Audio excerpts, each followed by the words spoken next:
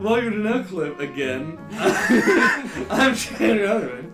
I'm JJ Artemis. And I'm Andy Kay. And we're joined once again by Daniel and Janelle Vickers.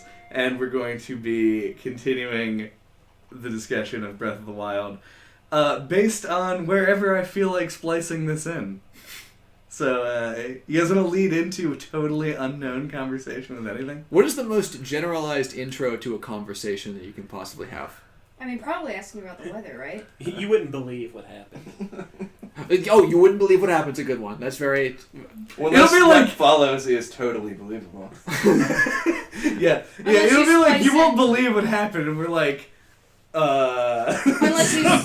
stupid shit, I don't know. You splice in, podcast energy is just so down. It's just like, it tanked at some point around the 2.5 hour mark. Either way, Stupid shit. I can only be like a linguistic master for like 2 hours max. And then you guys And then it's release just the a 5 cliff. hour now. I mean, feel you. I would need to grab, take a pause, get a little snack. Get a little snack. Yeah. Give your Linky snack a on. snack. Like, snack. We should have paused the podcast and gotten a snack. And got a snack. Podcast. Yeah. I can't emphasize the importance of a pause. The podcast. In the cast. Pausecast. Yeah. Alright, well, Snack cast. you guys enjoy whatever it Podcast, is that snack comes cast. up right now. Did you two give your bottom line opinion on the departure from the traditional dungeon? So then, because when you first asked that question, I wasn't clear whether your complaint was with the aesthetics of the dungeons. Oh, or I wasn't really complaining. I just wanted to get everyone's thoughts. Sure. Because it was a departure. Yeah, I complained about the aesthetics of the dungeons. right. So the departure that you're referring to, are you referring to the aesthetics, the length, or both? I think the length. Because there's not like the traditional long challenging dungeons of previous. Funyuns. Funyuns. Long challenging Funyuns. Alright, I'm out of the cache. Yeah. Here's how I perceive the difference and my general thoughts on it. Because you're right, we just ignored your question completely. Andy didn't. But that's because we're close. Yeah. That's true. I didn't ignore it. I said I was pro. That's true. We're all close. Yeah. You guys That's are out literally. with The the friends. friend count. Okay. Friend couch. So Couch. my perception of the difference between dungeons in previous Zelda games and the Dragons. Divine Beasts in this one is the puzzles in this game, for the most part, that are contained within the Divine Beast and not including shrine puzzles, are things that are all traversal based. It's get from here to there and like whatever weird thing you have to do to accomplish that, do it. And in some cases you don't even have to do it, you can just like make some fucking other way around it. Traditionally Zelda dungeon puzzles have been really abstract, like weirdly so, where it kind of has the Resident Evil problem where when you go to a temple in a Zelda game, you kind of walk in and you're like, there's no like logical reason why the way into that door is to get 2 statues to stand on either side of it.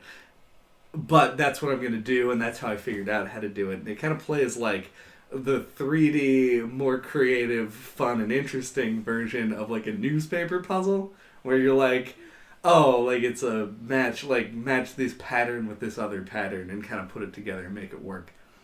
Zelda's been really good at designing puzzles like that. Yeah, like a temple would be in like an Indiana Jones movie. Right. Whereas in this game, I feel as though that's where it kind of got shirked. Like you end up with this situation where you have puzzles they have some of these abstract puzzles, but they have a lot of more like very literal puzzles. In the Vairuta dungeon, Which is the elephant Water. dungeon, Gotcha. to get to a treasure chest, it's literally just sandwiched between 2 blocks, and you just have to move one of the blocks long enough to open the chest. And it's got to be on an angle where you can open it. But Right. So it's like it's a whole physics thing, and it's very. Go ahead. can I insert with this? Because a lot of the clues you get within the game is that this is in the far future, and that you're working with what is currently modern technology. Right. So it's like, you get the rubber tights, and it's like, oh, this was a material that was used a long time ago. And you're like, what do you mean? Rubber is, Right.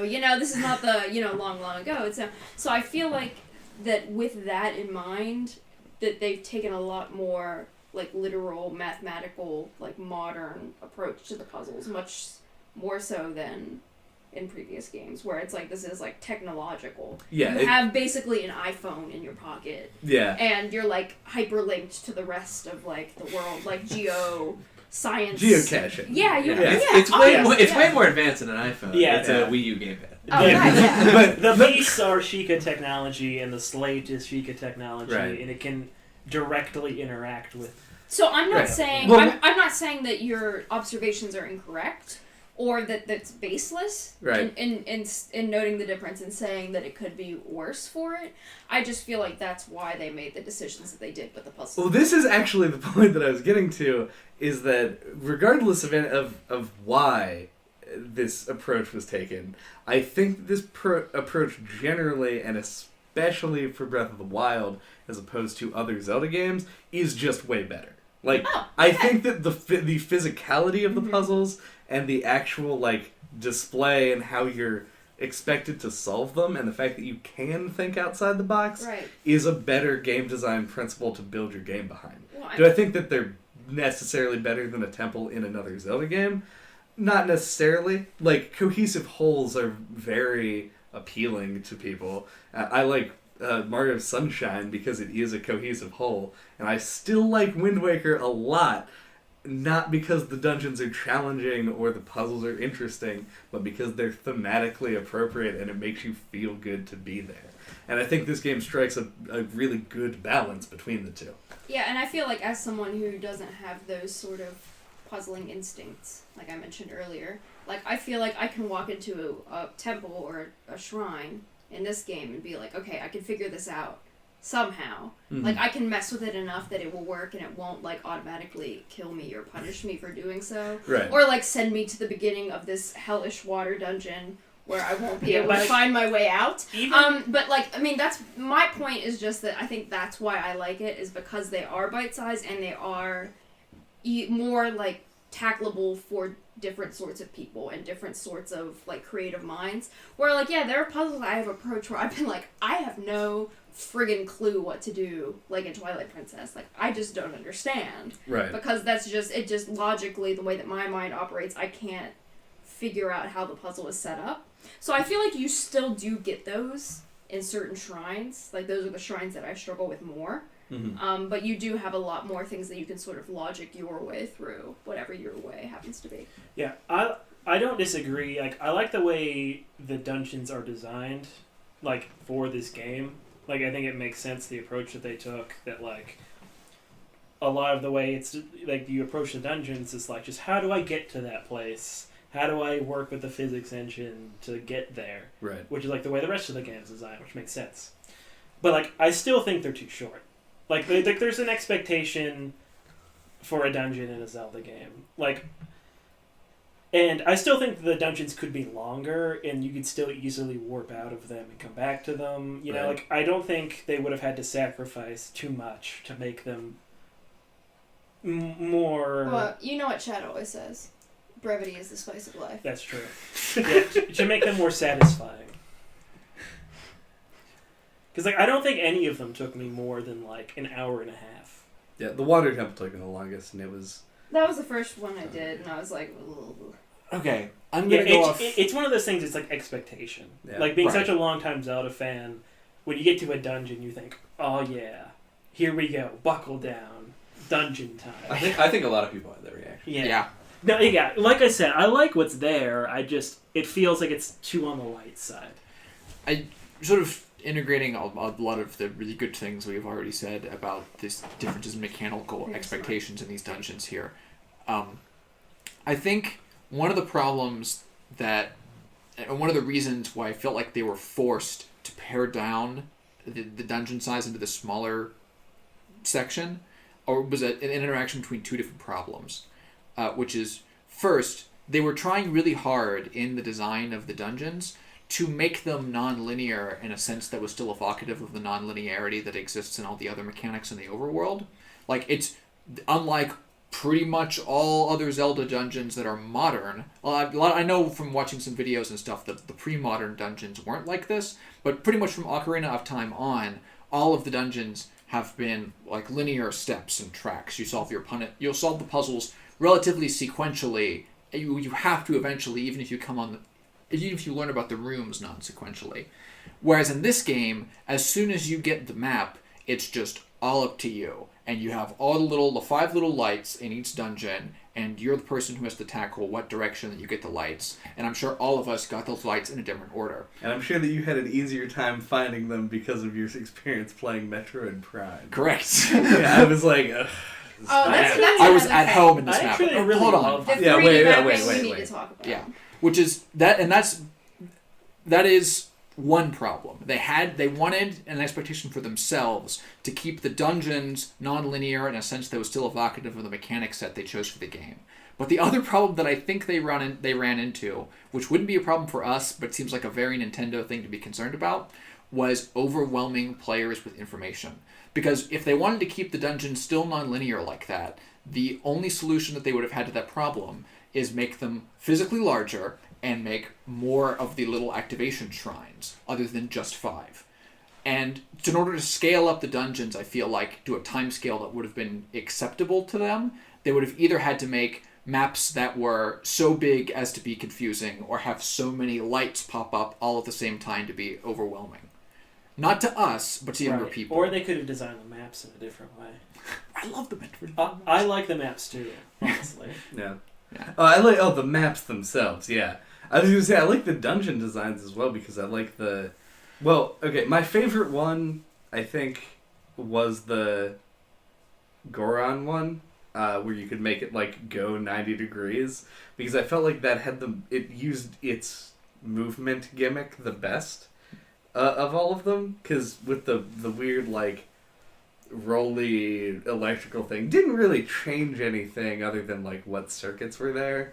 Varuta's was just a solution to 2 of the puzzles, effectively. Yeah. And which one? Moving the I shrine on the used- elephant was cool. It was I used cool, yeah. Long Meadow a lot because I'd be like, Oh, like I guess the for banking. me, well, like Yeah. I said, I felt like at least with these smaller puzzles that I had more leeway to try things, and if I messed up, it wasn't going to affect this giant space that I was trapped within. You know, Right. so if I was like, maybe if I tilt this, it'll help me like see something that I was missing in this puzzle. So if I went from the low left wing to like center, like that didn't do anything, but I put the right wing down, you know, and just I'd be able to like. Once I figured out that was something that was within my power to do, I would do that and see, like, maybe, I can fly from this point to another point more easily now that I've moved it. Yeah. So that is something that I actually liked with the smaller spaces, whether it's the shrine or the smaller dungeon, is and knowing that the whole time I had the option of leaving. Yeah. Maybe that just comes from me being paranoid about being trapped places. Well, I mean, but it's like I'm locked into solving this giant dungeon and I cannot leave until I figure it out. And like I don't want to play this right now, but I want to play something else in this world. That exactly to JJ's point, basically like I cannot imagine as somebody who's spent time in physical spaces in game spaces simulating actual physical spaces as much as I have, having something very large that moves internally with a fully simulated physics system. Like, that just sounds like a disaster. Like, you're like, alright, I'll turn this 90 degrees to the left, and then it's just like, batten down the hatches, guys. Yeah. Like, treasure chests and boxes are cascading from the right side of the room. Yeah. You're falling 40 feet into a hole you didn't even know was there. Like, it would just be catastrophic in a way that I can't even imagine. Just, like, expanding on the rooms that Well, exist. just thinking of the currently. Ocarina water dungeon. There was that part where you could raise and lower the water level. Right. And that was something that, like, I always felt really nervous before I did, where it's like, oh my god, if I mess this up, I have to go all the way back And up it to would the take switch. a long time. Time is bad. I win. Dude, that is that a perfect legitimately touchstone takes on a this. lot of time. Yeah, well, I mean, that's the thing, is, like, if I mess it up, it's gonna change the entire dungeon. Right. And then I have to redo so much that I already did to try to correct my mistake. Whereas with this, I couldn't, I have control over this very small area. You can tweak it a little bit. Exactly, and I don't feel like I'm going to mess up and lose myself a lot of time. It's basically the same idea. It's just, instead of having to physically walk somewhere to change it, you just pop open your map and do it from there. Yeah. And it's way quicker. It takes a little bit more design structure for that. Yeah, than to just let that, you though, do it because wherever. they have to make sure they design the physics-based puzzles in all of the spaces such that turning it doesn't destroy your progress in prior rooms. Mm-hmm. Yeah, I'm actually a big fan of the central idea of all the dungeons, that, like, you can manipulate the layout of the whole dungeon. Like, Right. it just rotates or moves in some way. Yeah. I think that's a pretty genius idea, and it's, like, an idea they've kind of done before, where, like, in, like, water temple or temples that you can, like, flip, things like that. But in this game, they're all like that, and they've worked to varying degrees. But you do flip a dungeon in Majora's Mask, but I think that the safest version of this is the Goron temple in Majora's Mask, because there's just an area where you just punch out sections of the central pillar, and the reason that it's safe is because it just happens and it's permanent, and it doesn't fuck up anything that you can do. And I think that they kind of want to go with the same thing, where if you turn a thing 90 degrees to the left, you can always turn it back, and everything will basically be the same. Because everything's just nailed to the ground. Yep. So then I guess to give like my permanent answer to the first half of Daniel's question, I'm actually, for all the reasons described between all of us, pro the mechanical changes here. I agree that shortening the size of the dungeon was a cost. It's not good, and I also would have preferred it to be longer, but there was a lot of other factors providing pressure against keeping them long like that. I still think you could have taken a dungeon and, like, made it bigger. Say, like, you take one of the dungeon and make it twice the size, and then you have, like, two different... Look at so Janelle! big! Like, look at what That Janelle would just be did a when big you said that. bird in the sky. But then you could instead of just scaling it up and making it this huge You dungeon... make Link half as big. Yeah, you make Link half. Yeah, very small. Solved.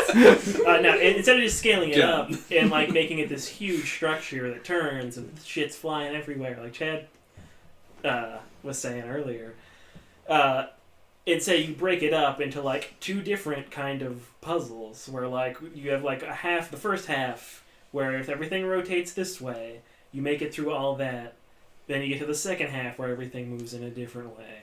Like, I feel like there's ways you could, like, link a couple, like,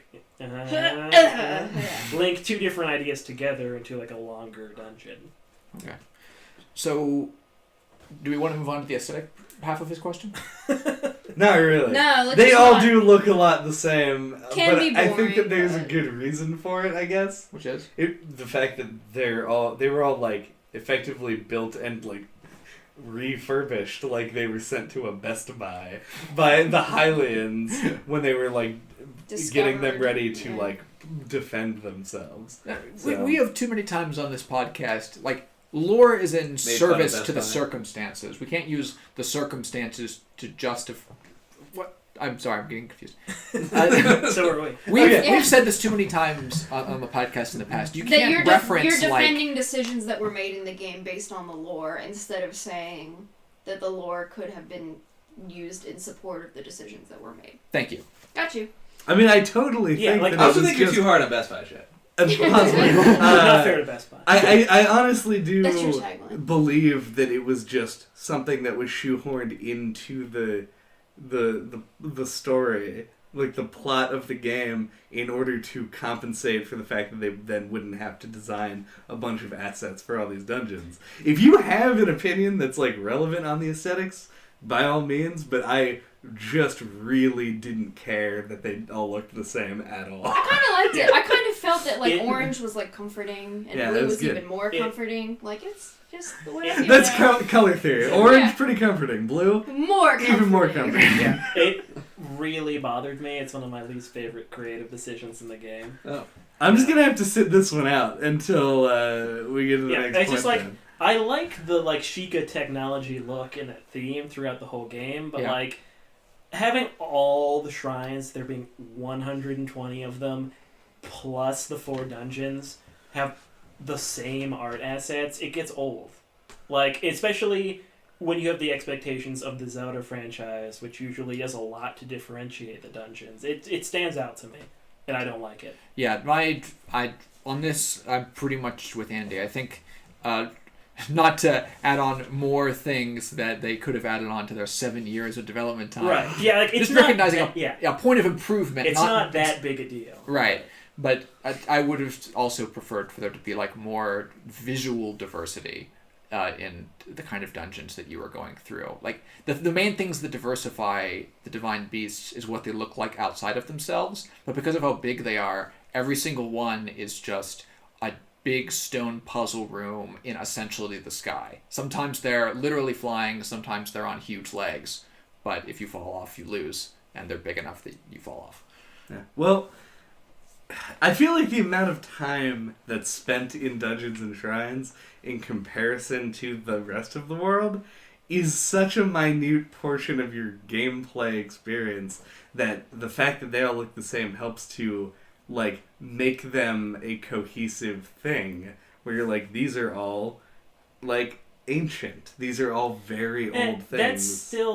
That's like justifying like them being kind of lazy. Because, like, you could still have them all look like Sheikah technology. You could still have them all look like ancient ruins, but still have some visual variety. I agree. I think it's a false dichotomy here. Like, I think that they could have done, even really similar to what they ended up doing, is a circumstance in which the beasts aren't just being shitty, but maybe the beasts are, like, broken or, like, still partially buried after the time, and they're thus integrated with their surrounding terrain. Imagine the salamander dungeon with, like, lava going through it, or the water dungeon with sections in which water is in it.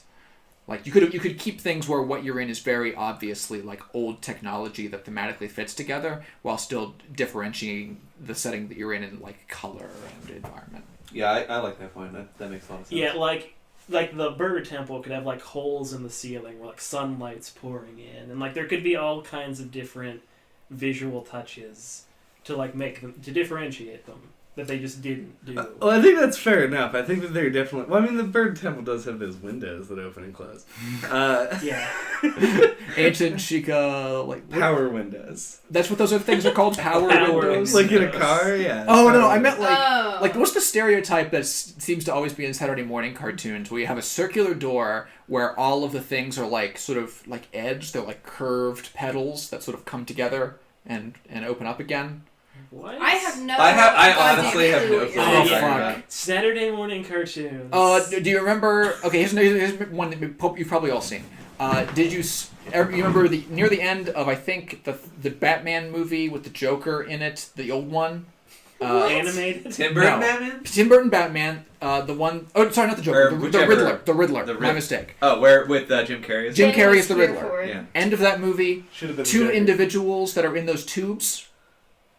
like hanging over the pit, where he's like, "You've got to pick one." The Riddler says to Batman. Oh wait, do you mean like the? This is such an amazing case study because it's like we could literally go back and be like, JJ forgot about this. JJ remembers a door that was seen in the 1991 Batman. Do you mean doors that open and close like a sphincter? Yes. Not universally, because again, it's not like because a sphincter has like meat that like opens and closes like a circle. My god! Yeah, but let's cut that from the cast, please. That's all cast clearly. But what I'm talking about are what they have these. What whole cast? 2017. What these things have, what the style of door has, is like nobly about four individual curved blades that go like. Yeah, I now know what you're talking about. Yes, we all know. That's totally a sphincter door. Yeah, yep. I think that's the official name of it. I think that's the official name. Where was this going? Those I was trying to remember what the name of those doors were because those are the doors that are in the side of the air temple. Those are also the doors in Metroid Prime, which I can't believe wasn't a touchdown for you. And they all aren't exactly the same, but they're similar enough that I'll give it to you. Oh yeah. Yeah. That was very important. Yeah. So that's our discussion on the aesthetic of those dungeons. Should be more buttholes. I actually More think buttholes. More sphincter doors. this might be like something no one else thought of, or maybe I'm just not like sophisticated enough to describe it better. Yeah. Not- I got like probably not. Definitely. I thought that this game, more than any other game I've played, substantially reminded me aesthetically of like a Miyazaki film. Yeah. There might be others that are better or that are closer to like that art style, but Are you that guys was like trying to edge me out of the podcast? Is that what's happening? Like, Yeah. oh, No, we're gonna talk there- about aesthetics. I don't have Miyazaki much else. film. I don't have much else to say other than I really got that like pleasant, whimsical feel that you get with Miyazaki. Yeah, other people have made In the this, comparison. okay. Yeah, it's been widely held since the early trailers. That's 100% what they're going for Yeah. here, and it works. Other than yeah, the definitely works. specific game Ni no Kuni, which Studio Ghibli did the art for, this game probably looks the most like a Miyazaki movie Okay. of any that I've ever played. Would you like to join the cast again, Chad? I wouldn't mind. Okay. I don't. That I don't wasn't know. that bad. Yeah. Can we go back to my cans of worms? Are there more yeah, I've cans got- while What we're cans waiting? were left? Well, we've gone through at least 2 cans, but Crack open another. I have like some very short notes, one big thing, and then talking about the boss that I would like to do. I have a complaint that I Okay. could bring up. Oh. Complaint. Look, really quick, because I feel like this has to eventually lead into your complaint, because Maybe it not. its roots seep into every aspect of this I know game. his complaints are very unique and particular. I I'm like cannot way smarter than you, believe Chad. that after doing an episode of Overwatch, where we talked about how that game borrowed its mechanics from lots of other games, that we did not yet mention the fact that this game cribs like 90% of what you do from other games. And like, pretty explicitly, and really obviously. Please make it obvious to me. Okay, so we got a big open world game. Nintendo not really known for that. No. Very Western design philosophy, in fact. We then complement that open world design by climbing towers. There's like a, now back to the east, Shadow of the Colossus fight with all of the it's basically Shadow of the Colossus if they just told you how to beat it before you did it.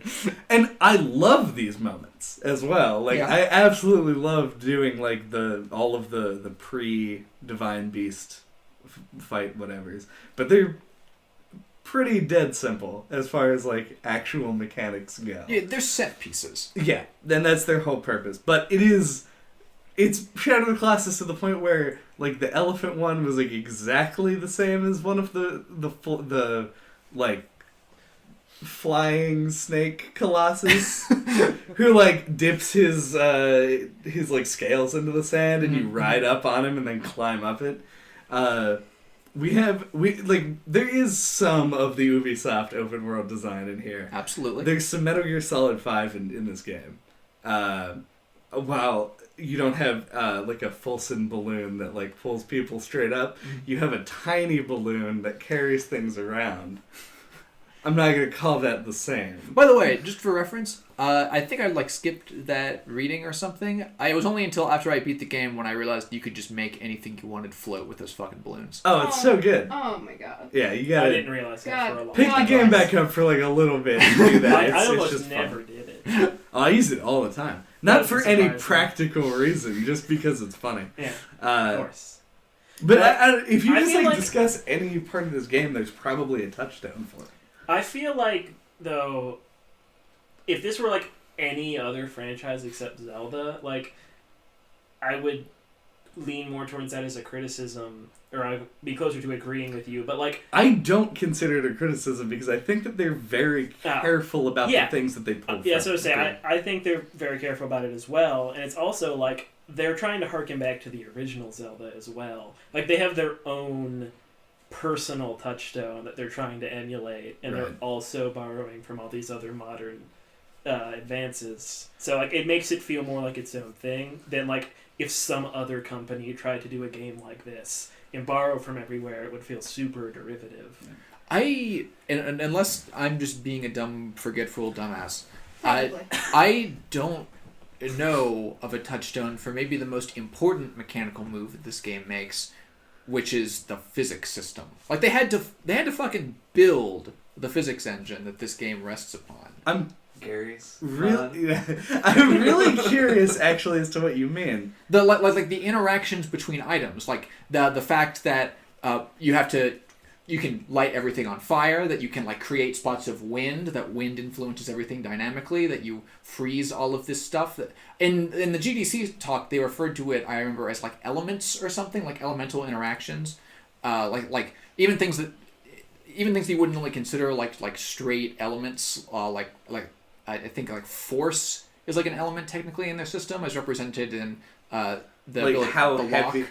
Oh, stasis. Yeah. Like that sort of like applied force. Like wind is like an element. The lightning stuff, obviously. All the little tiny bullshit things. But most of the time, for most people who play video games, is lighting shit on fire in cool ways. Right. Like, what's the touchstone for that? For just So yeah, I can't think of another game that has like what? that degree of like Every interactivity. single immersive sim has all of these like elements But to in the it. same way? Where is I mean, this not in in Skyrim? exactly the same way. Yeah, Skyrim I is agree, hardly an Skyrim immersive Far sim. Cry doesn't have it. Far Cry's box promotion was the fact that it had a realistic fire system. And Yeah, the but you reason can't like that's but you that- can't like that's- cut down trees. that's just in like Far Cry, one- you like- can cut down trees in Far Cry. Far It's Cry's not a hard to matter cut of down Far trees. Cry. Not Far Cry 4. But That's not even a game. It's not like it's so like not even on the same level though that it almost doesn't even feel like the same thing. See, the crazy thing to me is that like It's so much more in depth in this game. I feel like you're giving it more credit either because it's a Nintendo game or because you haven't spent a lot of time with these types of games.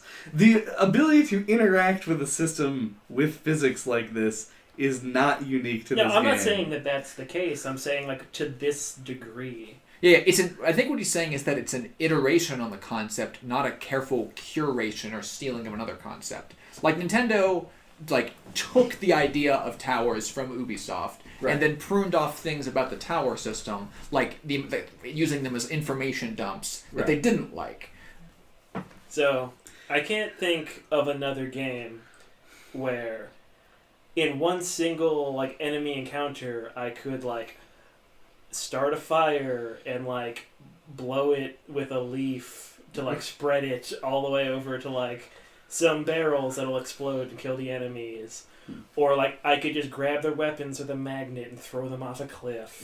Or See- I could like light a fire right where I'm at and then like ride an updraft and fly in and drop bombs on them. See- Or like there's so many You're just Sure, options. the example. longer you go, the stronger my point Yeah, like- becomes. So like, this is I can't fine. think of another game that has that many options at any given point. That's the trick, though. You're getting bogged down in specifics because every game that is a sandbox like this, all the way from Grand Theft Auto at like the lowest end to the like most extreme examples of this being like Metal Gear Solid 5 or fucking Hitman. Hitman is like a beautiful example of this because Hitman is a thing where you can interact with everything in every possible way, and the way that people perceive you and what you're doing is just as important as the thing you're doing itself.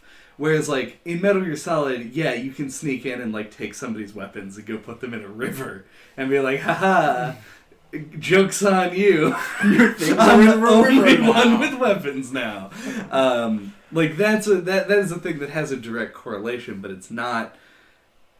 Like, I don't believe that just because they've chosen these specific things to be interactable, that it's that this is some grand iteration. It's just a different flavor of something that already exists, which I think is largely true of this game in a lot of its things. The thing that's unique about it is, one, it has so much content that it is authored, and two, that it has like Nintendo polish. Like, it's an incredible game that exists within this incredible world that just does a lot of cool things that may or may not have come from other places.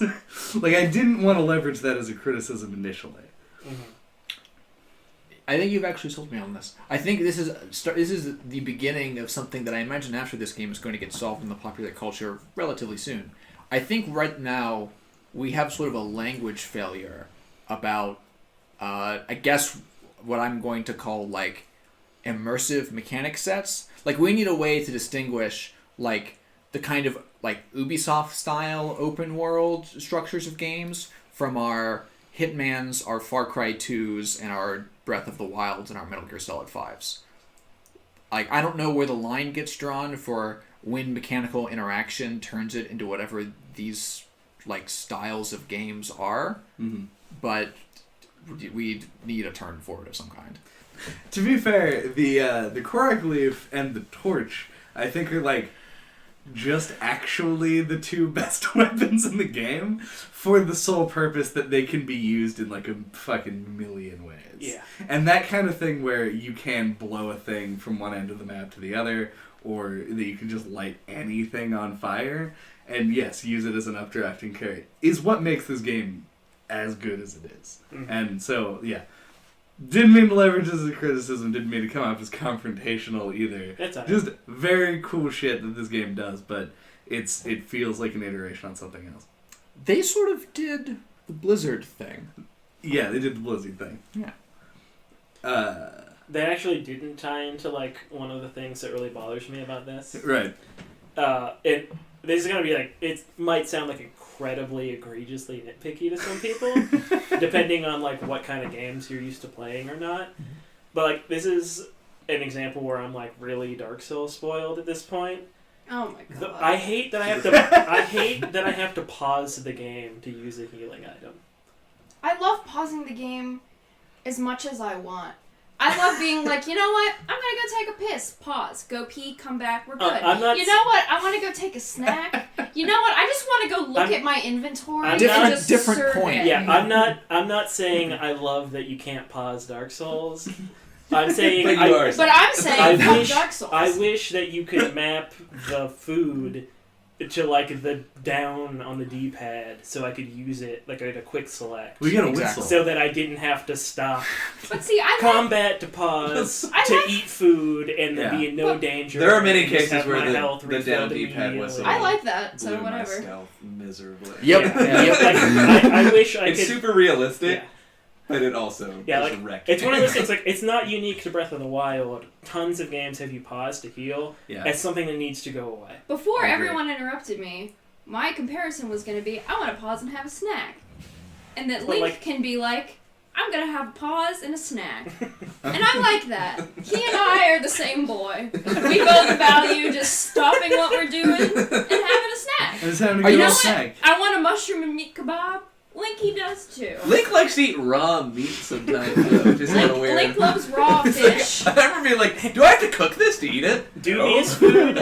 Oh my god. I Just cannot tough it believe down. it. The last note that I took that I was like, no way am I going to have an opportunity to put this in here. Link can't eat a raw stick of butter. But it Dr. makes, Daniel Shapiro can. it makes sense. It's just amusing. Because he can eat like a raw I've steak. seen a real life human being eat a raw stick of butter. Yeah, Link won't In do my it. actual day-to-day life. Yeah. Tell him that Link won't do it. Yeah. Look, not even But he'll Link eat will. just a raw piece of steak that he just cut out from like A wolf. sheep or a wolf. Yeah. Yeah. Okay, this is an Or amazing uncooked chain. poultry, which is like insanely That's bad. very Yeah, that's super bad for you. Because you just connected to my thing that I thought was in my notes and never gonna come up ever. In relation to the You butter- also have a note that just says Link can't eat a raw stick of no, butter. it's different. If I'm correct, confirm with this, the butter is goat butter, right? In this game, Yeah, they say it's goat butter. I think it's just called. I'm goat. waiting to That's see called what butter, this yeah. matters. Are there cows in the Zelda universe in this game? Name one cow. They're bulls. There are bulls. There are bulls. Which, I've never as seen a female. as My as implication means that they're cows. Does it? I mean, yes. Are there milk cows? Literally anywhere. Is there any evidence that milk cows exist? But if they're male cows, then I just think by implication they're female cows. This is a Because fantasy how did the game. male cow come to exist? We're not saying that they're bulls because they have dicks. We're saying that they're bulls because they have horns that Well, we if you look associate with closely, male they cows.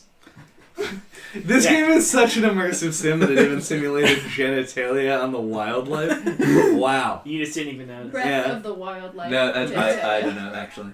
Because this like really freaked You're me out so by like halfway through the game that I could not anywhere, Can we read some more? nowhere find evidence that they were cows. Well, then I guess there aren't cows.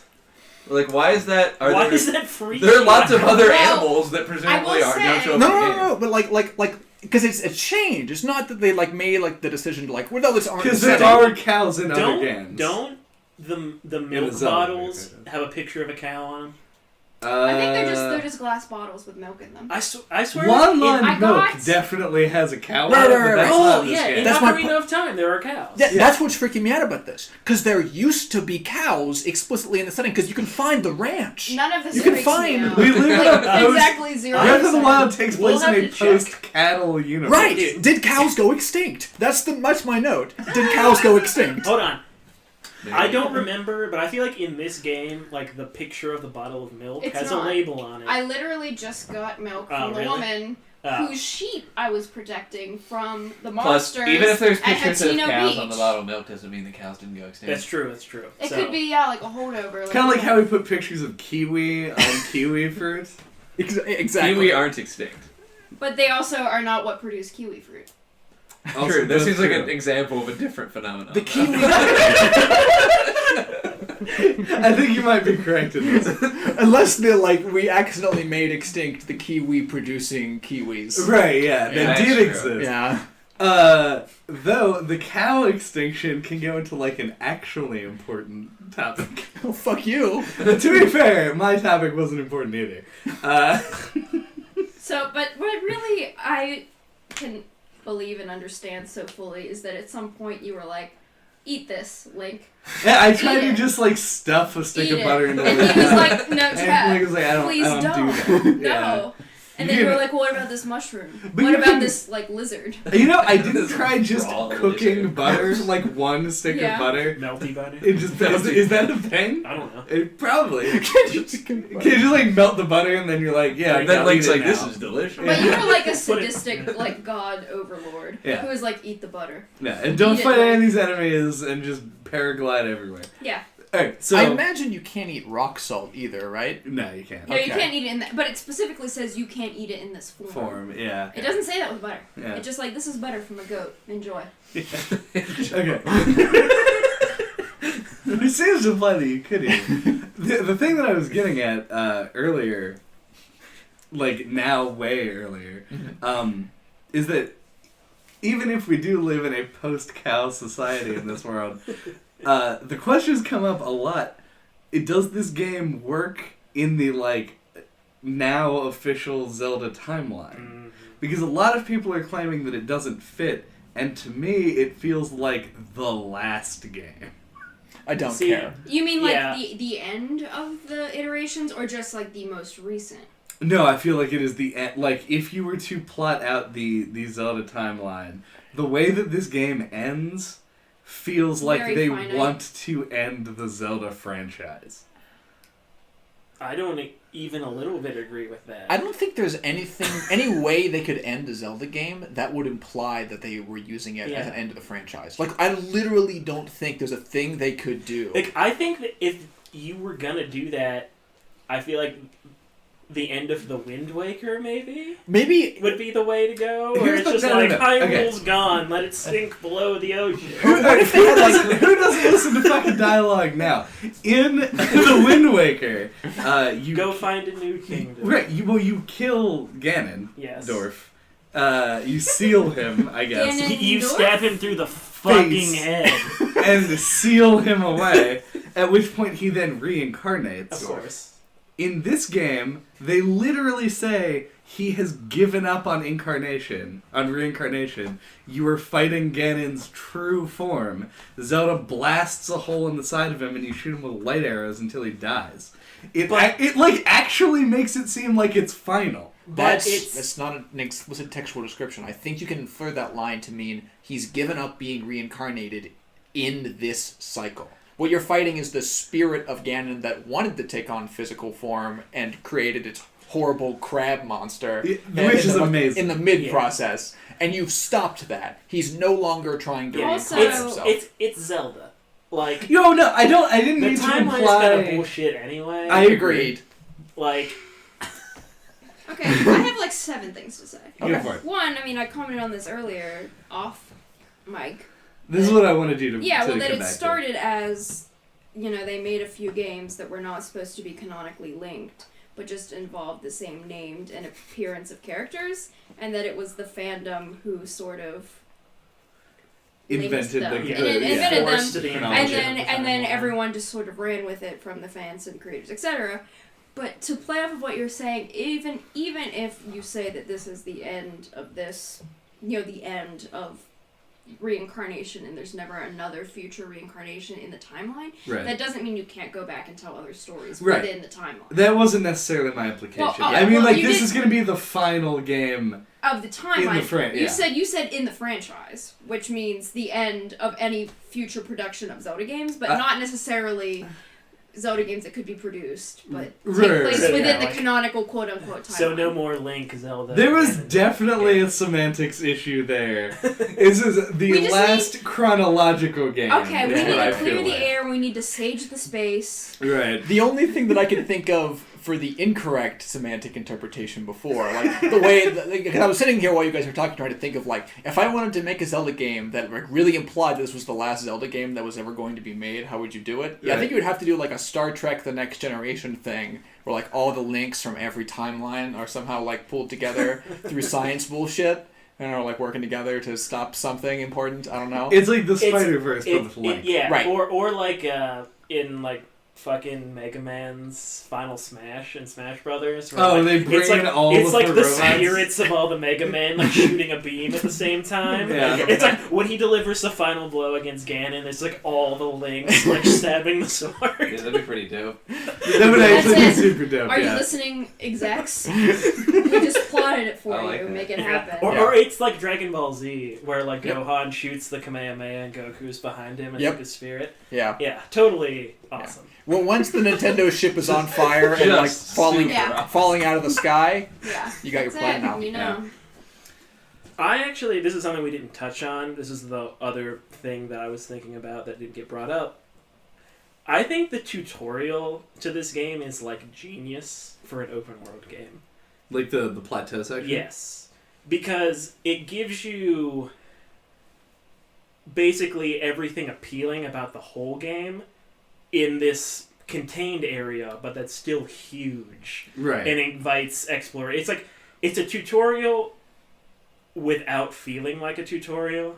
And Well, like, and it forces you to learn everything you need to know yes. to get through the rest of the game But before it lets you leave. But it doesn't feel like it's forcing it Right. on you. And also, it lets you see the whole rest of the world. Like, having it be a plateau in the middle of the map, that's the part that feels like the most genius to me. Because, like, it makes you want... Like, it builds up anticipation for the open world. Right. While still giving you an open world to explore at the same time, so you don't feel like you're being held back. Yeah. So, like, by the time you get off the plateau, you already have, like, 5 things you want to go check out. Right. Because you've been able to see them. Yeah, it's really, in addition to setting up expectations for largely the rest of the game, one of the more genius elements is when you go to the top of the tower and he tells you to mark things with your slate, you will almost inevitably mark something that isn't on the plateau. Yep. And Happened to me. you will probably look at that and be like, I'm leaving that pin there. I didn't And know I'll that. get it in a minute. And then you, like, go do your shit, and then you've still got that, like, red pin going, like, go fucking over Well, see, here. here's my problem, because he was like, mark everything on your map, and then I did, and then I wanted to talk to him and get gratification, and I wanted to be like, look, Pop, I did it. Paps. And he was just like, well, what are you waiting for? I can't hold your hand. And I'm I was not like, your dad. Okay. And then I like went in my shrines, and he was like, I'm the king of Hyrule, and I'm like, well, I guess I forgive you for being so callous. Did you go back to the cabin afterwards Yes. and like read his journal? Yeah. Yes. Yeah, he leaves you like a message, which I Oh, thought was shit, nice. that's- Oh, that cat, the one that just was like, here's how you make a food. Yeah. Seafood Yeah. delight. He leaves Yeah, you a message. seafood Oh, delight. also, did you find his secret That's not the name of it, study that's in the pretty bad. castle? His Yeah, the secret, king's secret He was study. the not king. Zelda's study. The king's secret study. I don't castle. think so. Yeah, he has a diary there too, which is pretty sweet. That's Is it awesome. just like, I had this great seafood dish, but Yeah, I can't remember what it was. It was Yeah. fish Gotta and make it. something else. Man, I So- thought I was so thorough at Yeah, Hyrule Castle. I can't believe I missed something. Hyrule Castle may be my favorite part of the game. Okay, so let's begin with Hyrule Castle, and I want to know how you guys, I guess, can like just take a nap or something, because I know that you haven't finished the game. But for you guys, I'm curious, how did you approach Hyrule at the end of the game?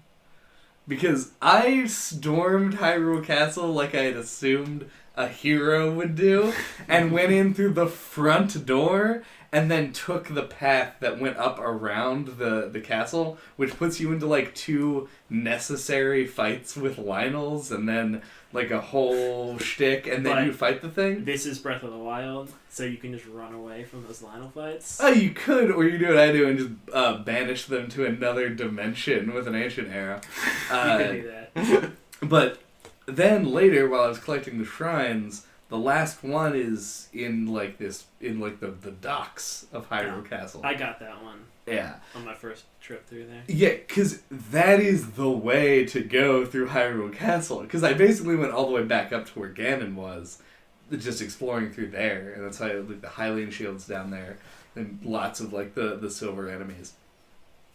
That is so fucking cool that I wish that they had done like way more work at like signposting that. I will Well, say there was. there's a guy at the stable Yep. that's right by the docks. Yep. And he's like, ooh, there are these guys who go hunt treasure, and there's an opening through the docks, and they've never come back, presumably because they're rich and enjoying all Okay, I their didn't wealth. find that guy. I did find somebody who was like, Oh. Very which of these optimistic races assessment do of you why most that's bad. associate They're probably with? not And courses. if you choose Zora, they tell you like, oh, if you're a Zora type dude, go ahead and swim in through the back, and it like he explains that as well. So Yeah. there is 2 people I know that tell you to do to it, go through the docks, yeah. but That's. I mean, I Yeah. haven't done it See- yet, but I knew that's where I would go. I actually didn't even realize you could go in the front gate. oh yeah, you just Yeah, walk like, right in. Knock, knock, motherfucker. Like, because That's exactly what I was like. What up? I paraglided in, like, I found, like, I went around the side, like, to the left, and, like, paraglided down, and, like, climbed up from there. But, like, yeah, once I was in there, like, I tried to explore it as thoroughly as I could, but I wasn't gonna, like, super go through it with, like, a very fine-tooth comb, because, like, everybody can kill you in there, like, pretty easily. Yeah. But, it... Probably some of my favorite moments with the game, because it's the thing that felt most like a traditional Zelda dungeon to me. Yeah. This is the 5th dungeon that we were pining for Yeah. upon finishing the Rito dungeon, or I guess the Gerudo in your case. Yeah, going into this, I was like, this feels like moments in, like, specific moments in other Zelda games. This is like the ramped up version of the first, like, the stealth dungeon from Wind Waker. Yeah. It feels like a ramped up version of Hyrule Castle in Ocarina of Time. Mhm. Yep. Or Twilight Princess. Or whatever. Twilight. Yeah. It's like just a scaled up version of everything that used to be cool, making it scaled up cool. They did a really great job of making it feel lived in, or like it had been lived in. Like it felt more like a real castle. Right. Yes. They also did a pretty good job making it feel like it was exploding all the time. Yes. Like everywhere that you went, they did a very good job intentionally marking like the purposes of the places that you are at. Mm-hmm. It was truly wonderful. So, in the library, I don't. You remember the library? Yeah, That's where the king's study was.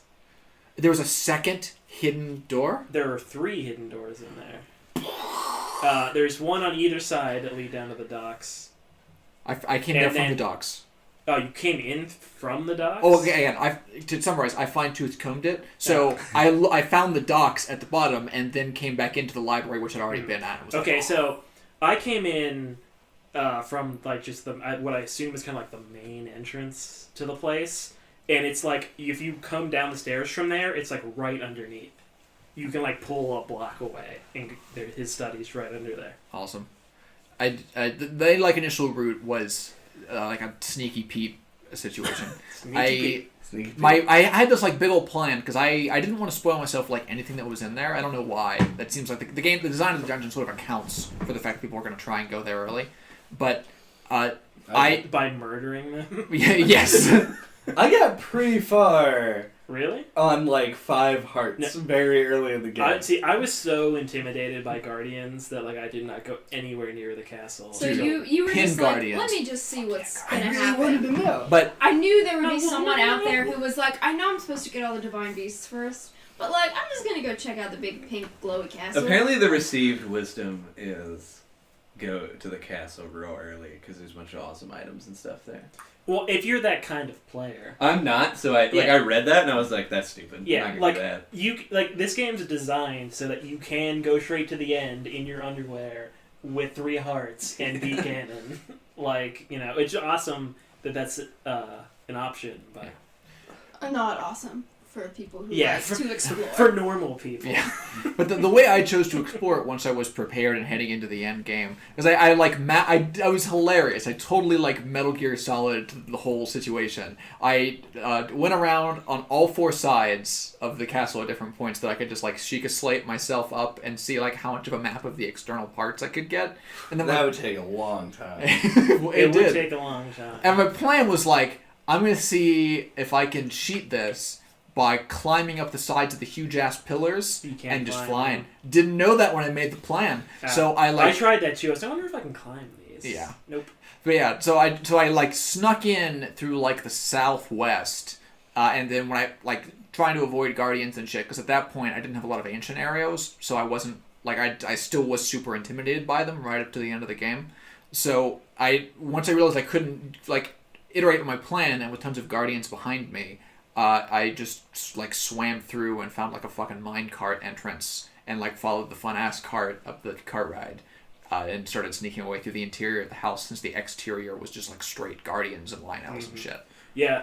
Once you got into the castle, there weren't any guardians, if memory serves. There aren't any at all inside. So it's like, Yeah, there's nothing I was very inside. stealthy outside where all the guardians were. Because like, I didn't go there till the end of the game. So I had like the guardian armor, and like I had like a ton of arrows so I could just keep shooting them in the eye and like stun lock them, So I was able to deal with them pretty well, but like, so that's pretty much how I tackled the castle. Was like stealthy on the outside as much as I could be, unless it was raining or something, and I couldn't climb over shit. Business in the front, party in Yes, the back. and then full on exploration, Yeah. and fun Yeah. time. Stealthy on in the the inside. front, exploration in the back. In the back. Yes. So yeah, I thought super enjoyable.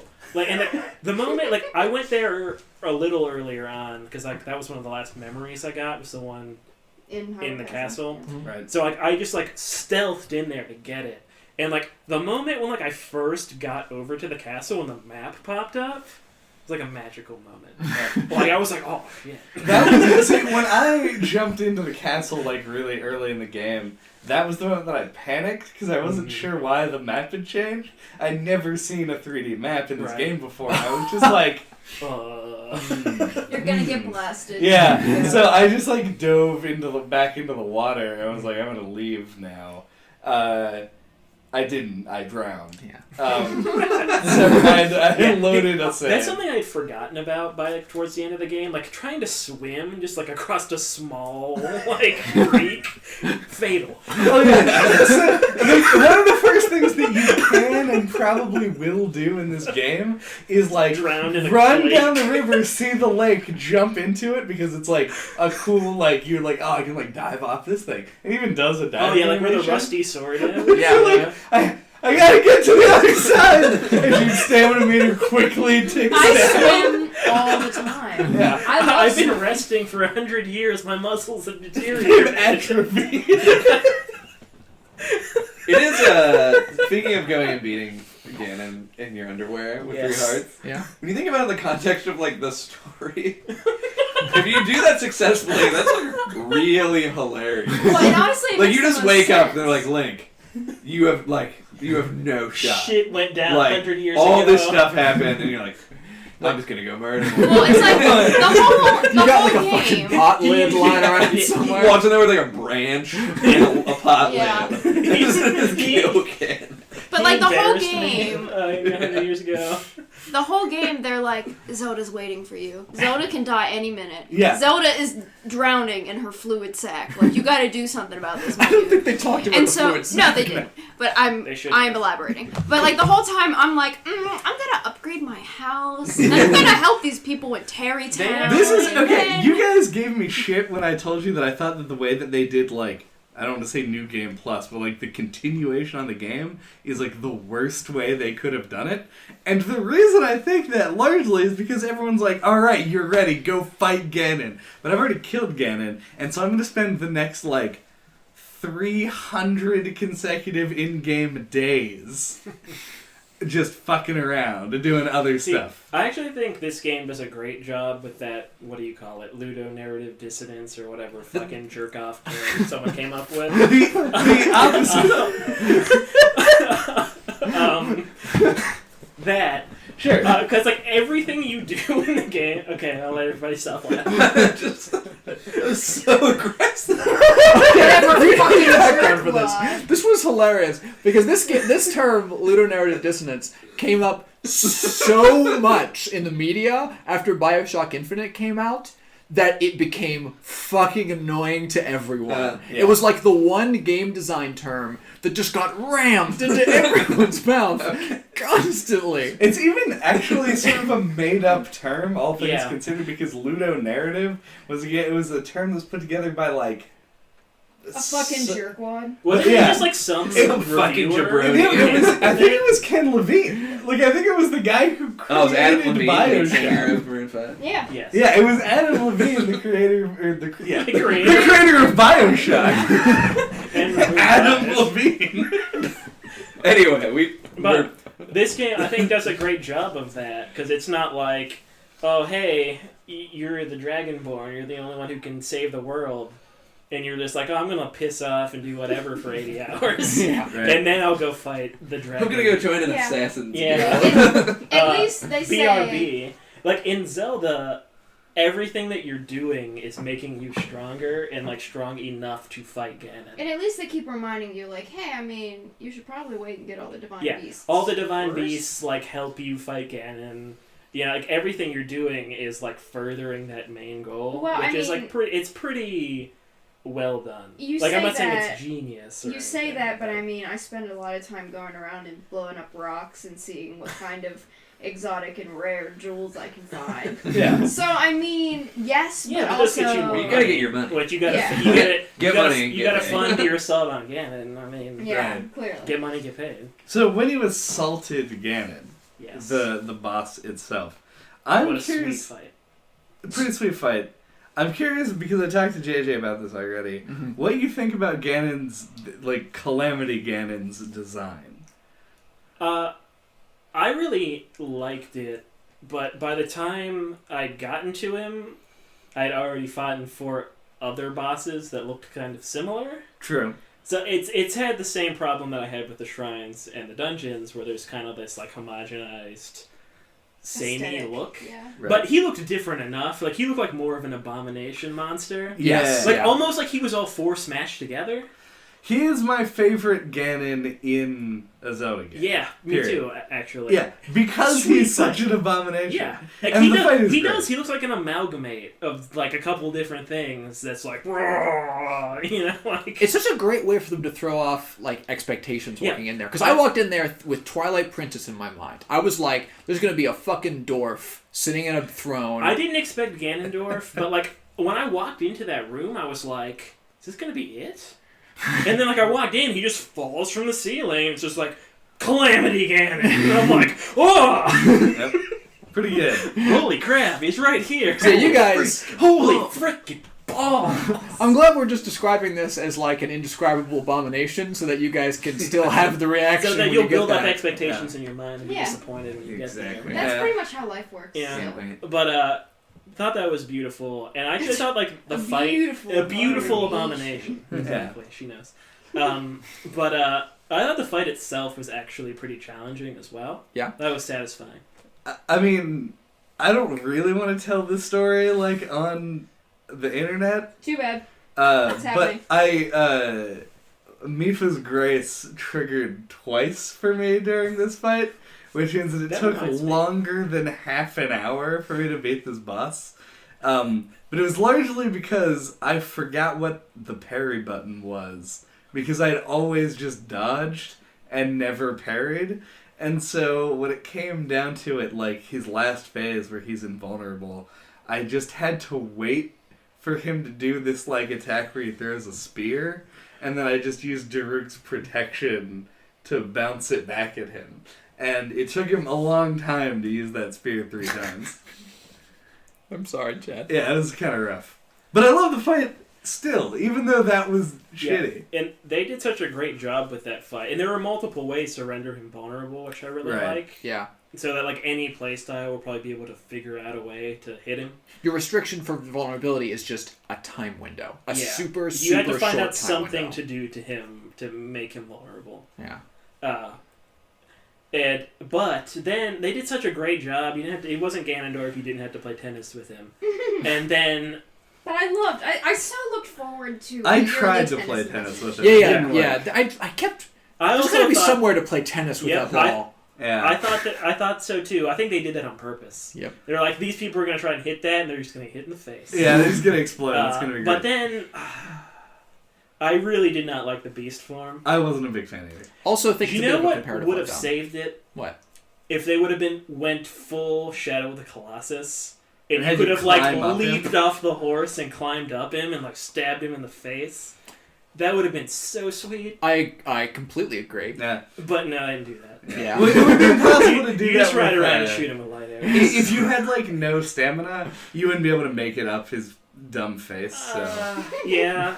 they would have had to have done But something. like he fires Something lasers like and Shadow of the creates Colossus that also updrafts, has stamina and places for you to rest on the bodies of the creatures. I get, you're like, playing. yeah, but this game doesn't really usually account for that. If he was like, it was just the same beast form Ganon, but he just had like rolls of fat, and he had to like climb up to the top of it and then just rest on that. Like you just fold yourself in for a quick Yeah, nap. you're like, I'm just gonna rest here. There's and like a then treasure chest in there. Yeah.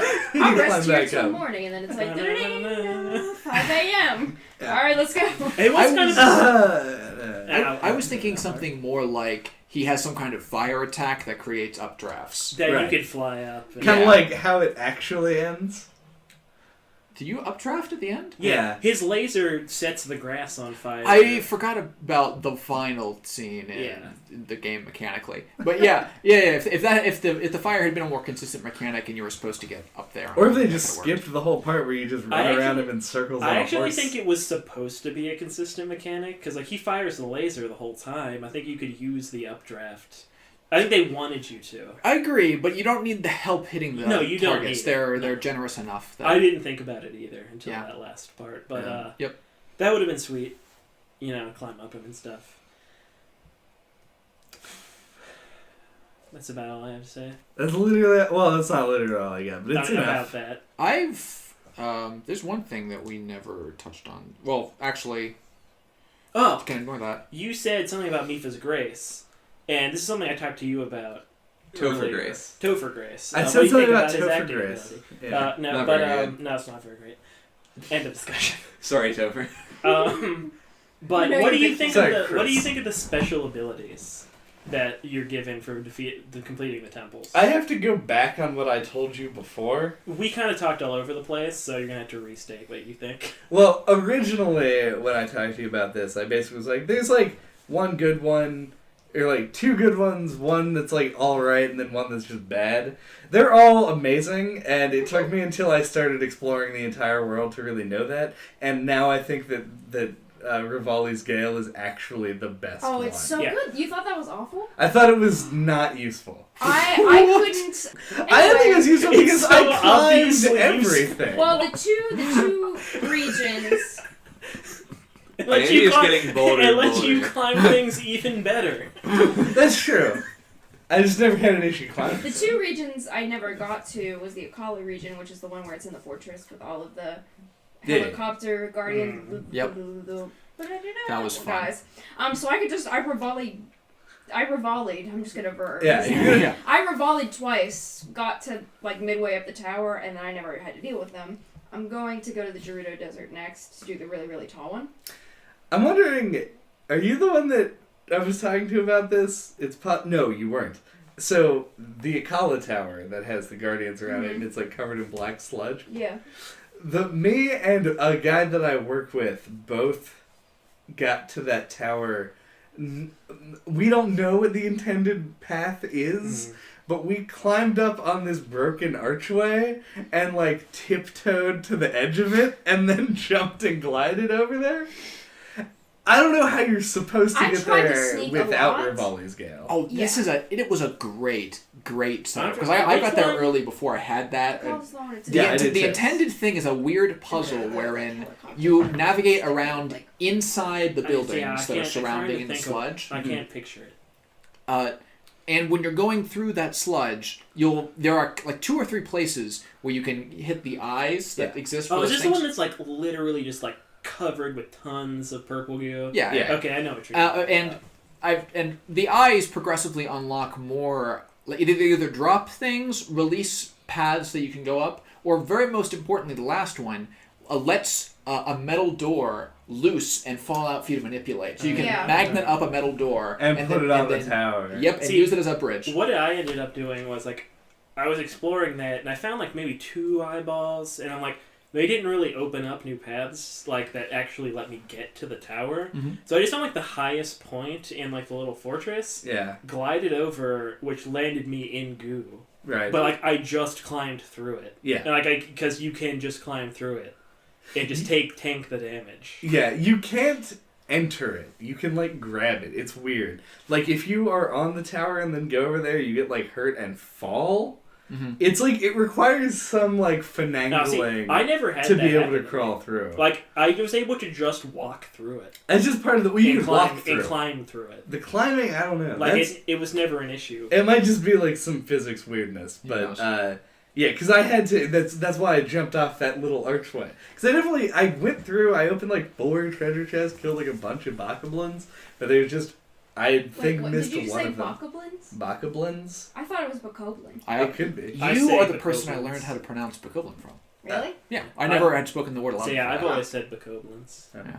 I kind of like the way you say it better though. Bokoblins. It sounds like something they would say. Yeah. Step into our blush, friend. Because it sounds more like goblin with like a prefix rather But anyway, than Bokoblins. sorry, I just wanted to put It's it in pronounced that. prefix. So yeah, Prefix. There's on your discussion of the abilities that you get. That was my discussion, JJ.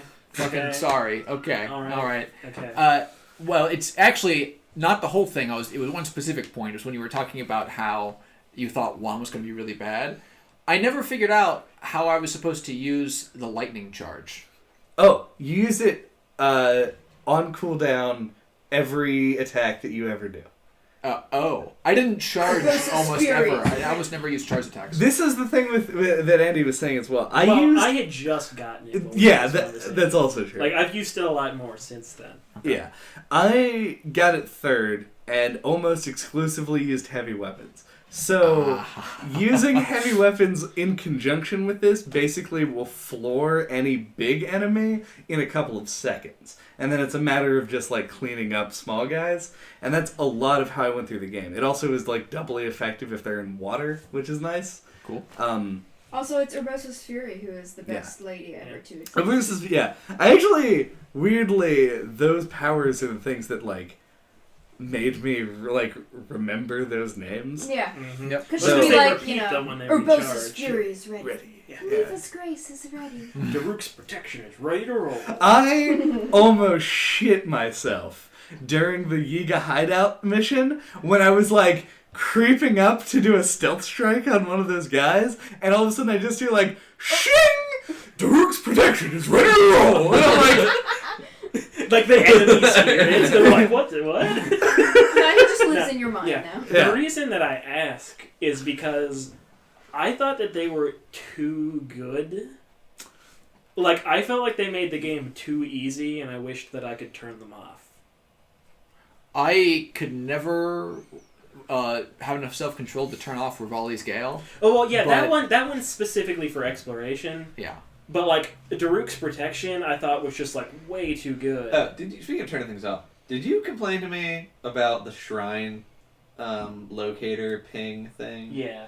You When usually can can just turn it off. Yeah, it took me a while to realize that, but so What you gotta do is set it Complain to your track. rare or deposit. but Because I like, turned it off like immediately. I also hate Party it. radish. Yep, I super love the annoying. shrine detector. You said the Sheikah slate It's a to hardy hardy radish. radish. No, it's you get it as a quest thing. Oh, the guy at the Yeah, you Atari talked to the guy. Lab. He The wants you to joke take a that picture. killed Chad. He wants you to hardy take a radish. picture of a sun shroom and then find it 5 sun shrooms. Yeah. And then you're like, ooh, you can download a secret picture from our special, like, whatever. And you're like, I'm like, holy shit, what is this going to be? Is it going to be, like, Princess Zelda in full princess regalia? Is it going to be, Princess like... Zelda in no clothing. Well, only Yeah. you would think that. But no, I was like, is this Not going a- to be... not a- Oh, not a- nope. No, Lots just of evidence that. that's not true. She is 17 years old. I'm offended. She's 117 years old. Accurate. Never mind. Totally fine. Yeah. No anime excuses are allowed to be used on this podcast. But anyway- That was an anime excuse. You download the true. picture from the thing, and you're like, oh boy, what's it gonna be? And it's like, hardy radish. And I'm like, motherfucker! I didn't It's like even 4 realize of them. that. Yeah, and because I went and looked in my like Hyrule compendium, Right. I was like, oh, what's this gonna be? Is it gonna be like a picture of Hyrule Castle before it was Calamity Ganon? You know, is it gonna be another memory? And it's just hardy radish. I'm like, I'm never gonna fucking search for one of these ever, You should, ever. though, because they give you extra hearts. That's true. Yeah, but I felt that Daruk's Protection and Mipha's Grace were both like too good because you just get like a free shield that deflects anything except for like electric attacks. Weirdly, From my they go experience, through it the still shields. blocks it, but I don't know. Like the lizard foes that like have the electric explosion, it'll hit you through Daruk's Protection. Oh, wow. Yeah. And Mipha's Grace is like having a fairy that follows you around like it owes you money. And But it's like a super good fairy. yeah, but then like also gives you You extra mean, health. like, She loves you. You owe it. True, money. true, she She does. loves It's like a fairy that loves you. Yes. Okay, wait. And like they're like that they're in there for people like, you know, like more casual players who, and like it's cool that like it's story related and these characters get to help you out. Like it's neat, like, oh, they're helping in their spirits and everything. But like I found like, especially like with the difficulty curve, like where it's harder at the beginning and the game just gets easier as you get more stuff. Right. Those, it's just heaping more conveniences onto you, where it's like, oh, now you can take 3 free hits, now you can get revived for free, and now, and like, you know, all this extra health and blah blah blah. It just, I wish I could toggle them off. I know that you're like a hardcore Super badass video super game player. gamer. Yes. Yeah. And the, It's like, I'm sure it's great the for casual kids and scrub whatever lords who's should playing. probably just go throw their Nintendo Switches in the garbage. Yeah. The scrub lords are playing on Wii U's like I am. That's a good point, actually. But I always found that, like, Daruk's Protection was never that good. Yeah, like, Most of the time, my 3 charges were used up by, like a rock fell from kind of a high place. He's like, ooh! And, like, the rock was like, oh, sorry, fuck you. I mean, you never really used a shield that much, though. A good But, like, point. I always felt yeah. like I wish I could. I found myself like I used a shield, so I found myself like when you raise the shield, it just puts the bubble around you. And I'm Yeah. like, I wish I could save this for like when I wanted to use it. That's, and yeah, just that use is the my change shield. that I would want. And yeah. like, you know, like I have 3 fairies. I wish it wouldn't trigger Mipha's Grace first before the fairies. You know, like I wish you could toggle them off to when like you wanted to use them. Yeah. I think a potential solution to this, and something that I think this game might do a little bit. Because I quit like right after I got to the end game. I actually didn't like re-explore all the places I explored once before. So I don't know if these sort of changes actually are present.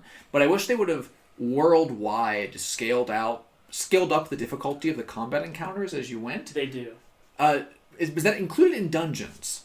I have no clue. Because Do that's, dungeons have combat? well, not like they, a couple of them have like stupid one-off robots, which are kind of always Do you suck mean, and completely I'm forgettable. sorry, do you mean shrines? No, Not dungeons. The dungeons have like some robots. at least one. Wait, you mean the Divine Beasts? Yes. You can't go back in them once you leave. Right. So it's irrelevant. No. Like It is relevant because like, you can choose the order. Like the if point is that like, I wish the desert I one last or the enemy's harder. Yeah. That's what I mean. Gotcha. That's what I mean. Or even like the bosses. I wish Yeah. I wish I the game. I thought you meant like after you did the end game. Like, would it be No. harder? No, And no, I'm no. like, well, it doesn't matter because you can't access them. No, I don't think they scale. That's Because like the boss in the desert temple, which is the one that I did last, like it felt like so much easier than like the first one that I did. The boss in the desert temple is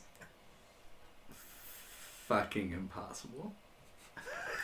It is really hard. Wait, It's probably wait. the hardest one. We had a conversation with about this. I thought the boss in the Desert Temple was really cool, but I didn't think he was like. I thought he hit the mark pretty much just right in terms of difficulty, because his difficulty wasn't numerical. It was based on like timing and lateral thinking. I think I might have been a little bit extreme with it when I said fucking impossible. It only took me 2 tries. They were 2 very long tries, but Which we all know you hate. I had the Master Sword when I fought him, so it was a lot easier. I did not. I mostly just, it was like just waiting for him to attack me, basically. Every point of damage that I got on him was through the multi-strike or whatever it's called. The Flurry Rush. Flurry Rush. Really? Yeah, like I did not damage him otherwise. No. When fighting with the Master Sword, you just hit his shield 3 times with the Master Sword and it broke. Wait. Is there a way for you? I guess maybe he attacks you in Form 1 even before that. But like the thing that I really loved about that fight, and probably the one sequence that sticks out for me the most out of all the boss fights going forward, is the fact that you can you can magnet up his lightning spikes. You can pick them up off the ground. Well, you only do that that's one his, time. That's like his second phase. Yeah. Did you do that more than once? Yes. Yeah, me too. Did you wait through all of his like regular attacks? 'Cause No, it was a normal fight otherwise. he only did that one time. Once I shocked him with it, he went back to fighting me by zipping around, and I just did flurry rushes on him. Who knows? AI programming, but That's bizarre. yeah. Can I ask a plot question? Sure. So this kind of ties into the champions protection things. So there's the memory, and I don't remember where you collect it, but it's the one where Zelda comes back from Mount Lanayru and she's very defeated, Right. and she can't unlock her connection to the goddess. And Mipha starts talking, and she's like, "Well, I know this sounds really silly, and like I'm embarrassed to say it, but whenever I go to heal, I think about," and then they're interrupted by Calamity Ganon. Right. One, what do you think she was going to say? I mean, I assume Link because I'm base. Well, not literally Link, but like thinking about protecting or helping someone you love. Like the I was general thinking aspect. like Link literally. specifically. I'm thinking literally Link. As Because well. because there's the scene where She's in love with him. where Well, they're no, on top I of get that, but why would that matter to? because she thinks of the one person that she Because- loves. because Zelda is also in love with Link. Yeah. And Because so it's there's awkward. the scene where she's putting the Master Sword, and she's like, "Will you tell?" She says to the Great Deku Tree, like, "Will you tell him?" And he's like, "No, no. Wouldn't it be better, like, coming from you?" And that why was she able to seal Calamity Ganon away? Is she finally like realized her love for Link? Did you get the memory scene in which her power works for the first time? I have not yet. I She have hasn't 2 memories completed yet the to go. sequence. That's the last one. Oh, that is the last That's the one. sequel. I forget about the order that you acquire these memories. Mm-hmm. Yeah. Sure. Yes.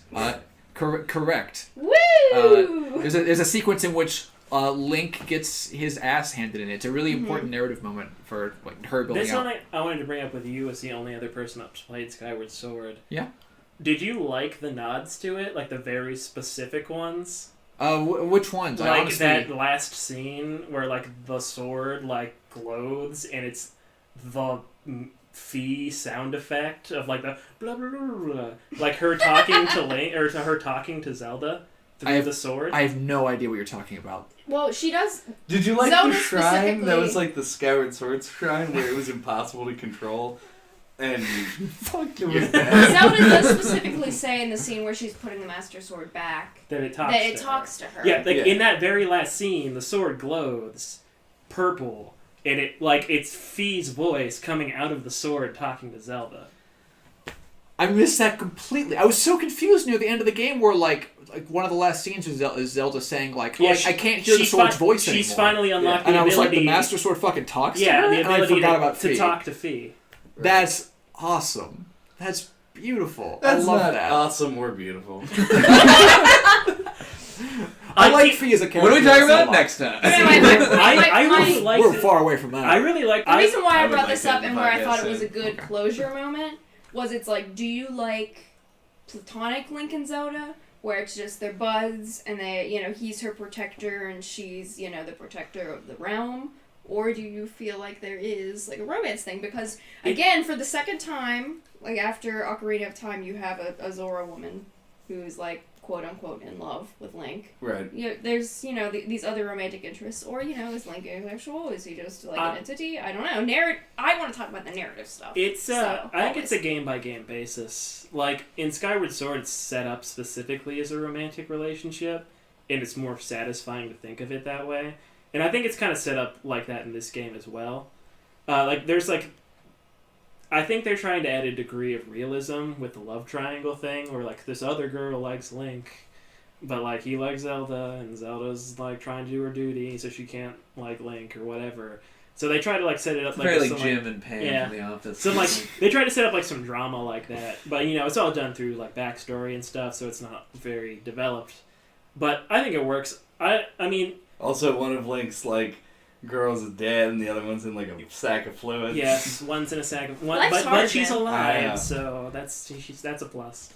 They're both princesses. Basically a Very John cool. Hughes movie, Yeah, really. but it's really criticized, to like have like the female character and the male character get together. But like, I'm in the camp where like I think a romantic relationship between the characters is satisfying, even if it's cliche. I mean, like, I don't think I could possibly be more indifferent than I am. Yeah, I mean, it's faster if there's no plot. Yeah. Really. Whatever's faster. I mean, love takes time, and that sucks. I mean, if Legend of Zelda getting together is faster... They said, you can't hurry love. You just have to wait. Okay. No, well then no. You were like No relationship. somewhat correct, but yeah, you're obviously bringing back some. Can you put that song as the break song? Which song? Can't Hurry Love. Oh, I could if I went to leave DNCA notice.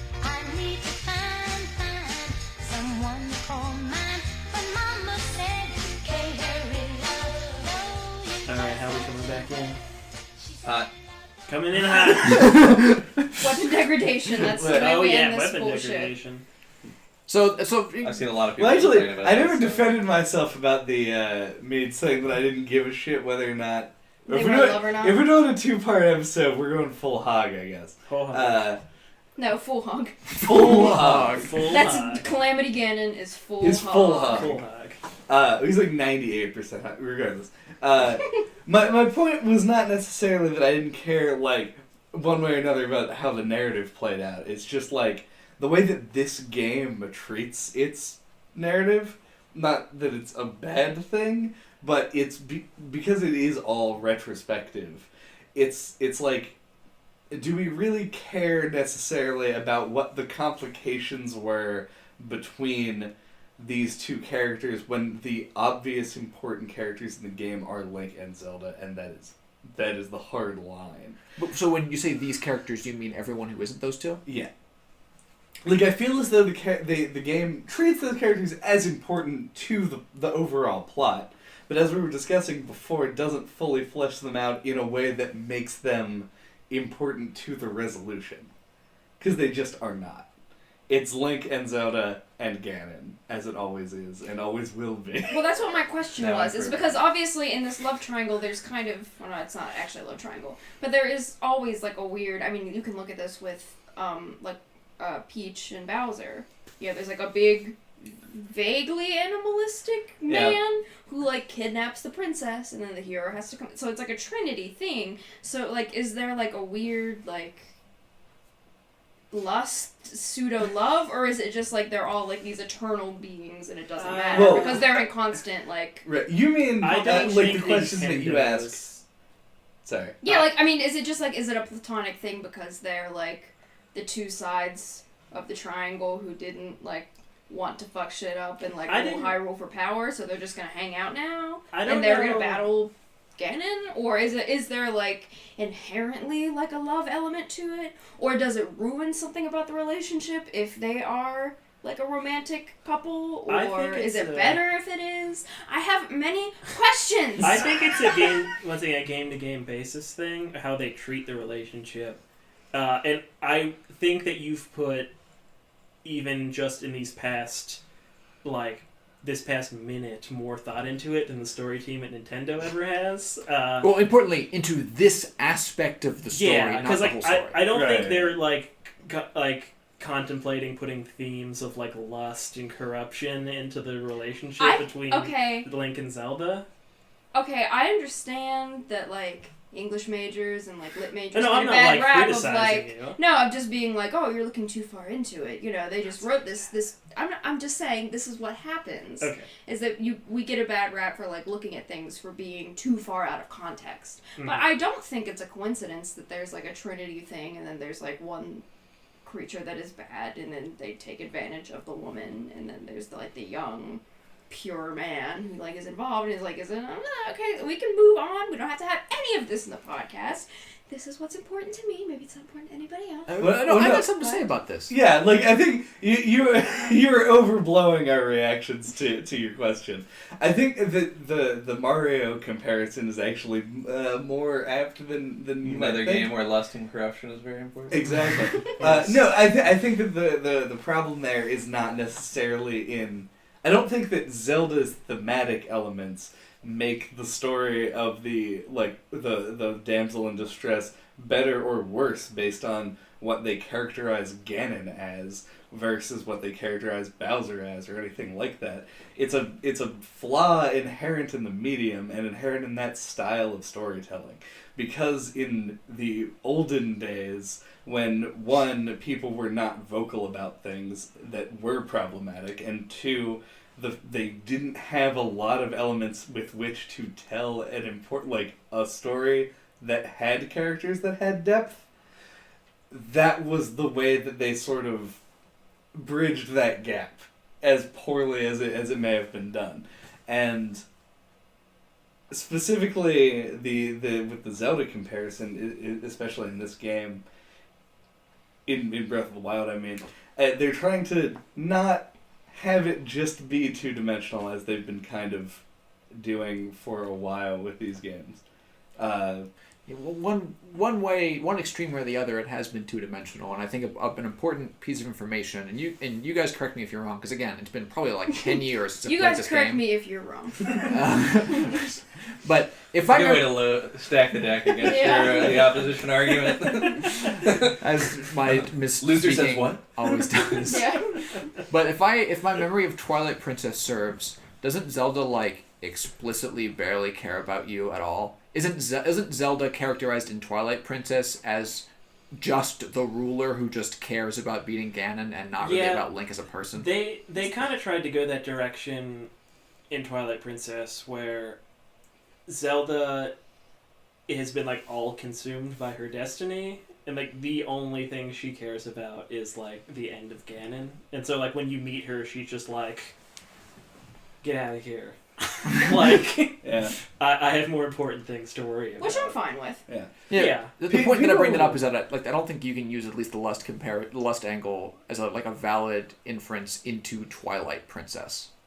Yeah, I think. Well, I wasn't saying Link has a lustful thing, because obviously lust is a sin, and so he's a pure boy, and that wouldn't happen.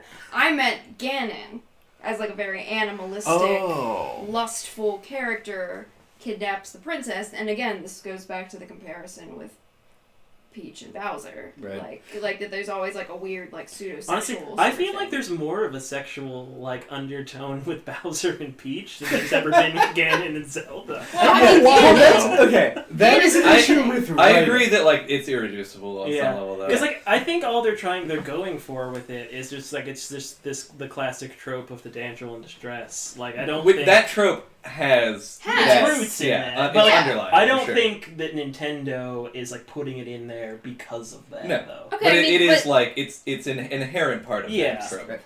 Well, this is the thing that I think is actually important, is that when you take this trope, the damsel in distress trope, the DID, the structure of all of these, the old DID, if you take that as the structure of all of these old games, what you end up with is, even though in terms of especially the NES games of these series, where you have like very basic representations of human beings, like that barely resemble people at all, people read a sexual angle into it because they're going to. Even if there's no narrative reason for it, people will do it anyway. I think there's an easier, more charitable explanation for what's going on in the NES era, at least, which is that one way or the other, like you've properly identified, back in that time, their resources for creating any sort of story or structure or thing to make the player care about moving forward is so limited from a narrative perspective. And they have so little space to like move around and make changes that they need to use tropes to fill in the gaps in your mind. But Nintendo doesn't get to choose what the tropes are. Right. And yeah, like over the years, they've just been kind of using the same thing, and they've been hitting the story over and over again. They hit it until eventually it just breaks. Yeah, now they can't use the excuse anymore. Now they aren't limited. Just like the weapons.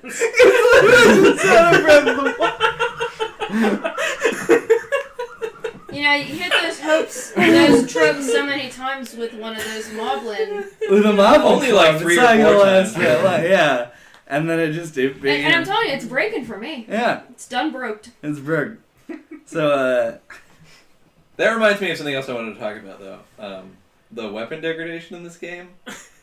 Pretty controversial. So, I know, Daniel, that you actually feel pretty positive about it. yeah, Andy can attest.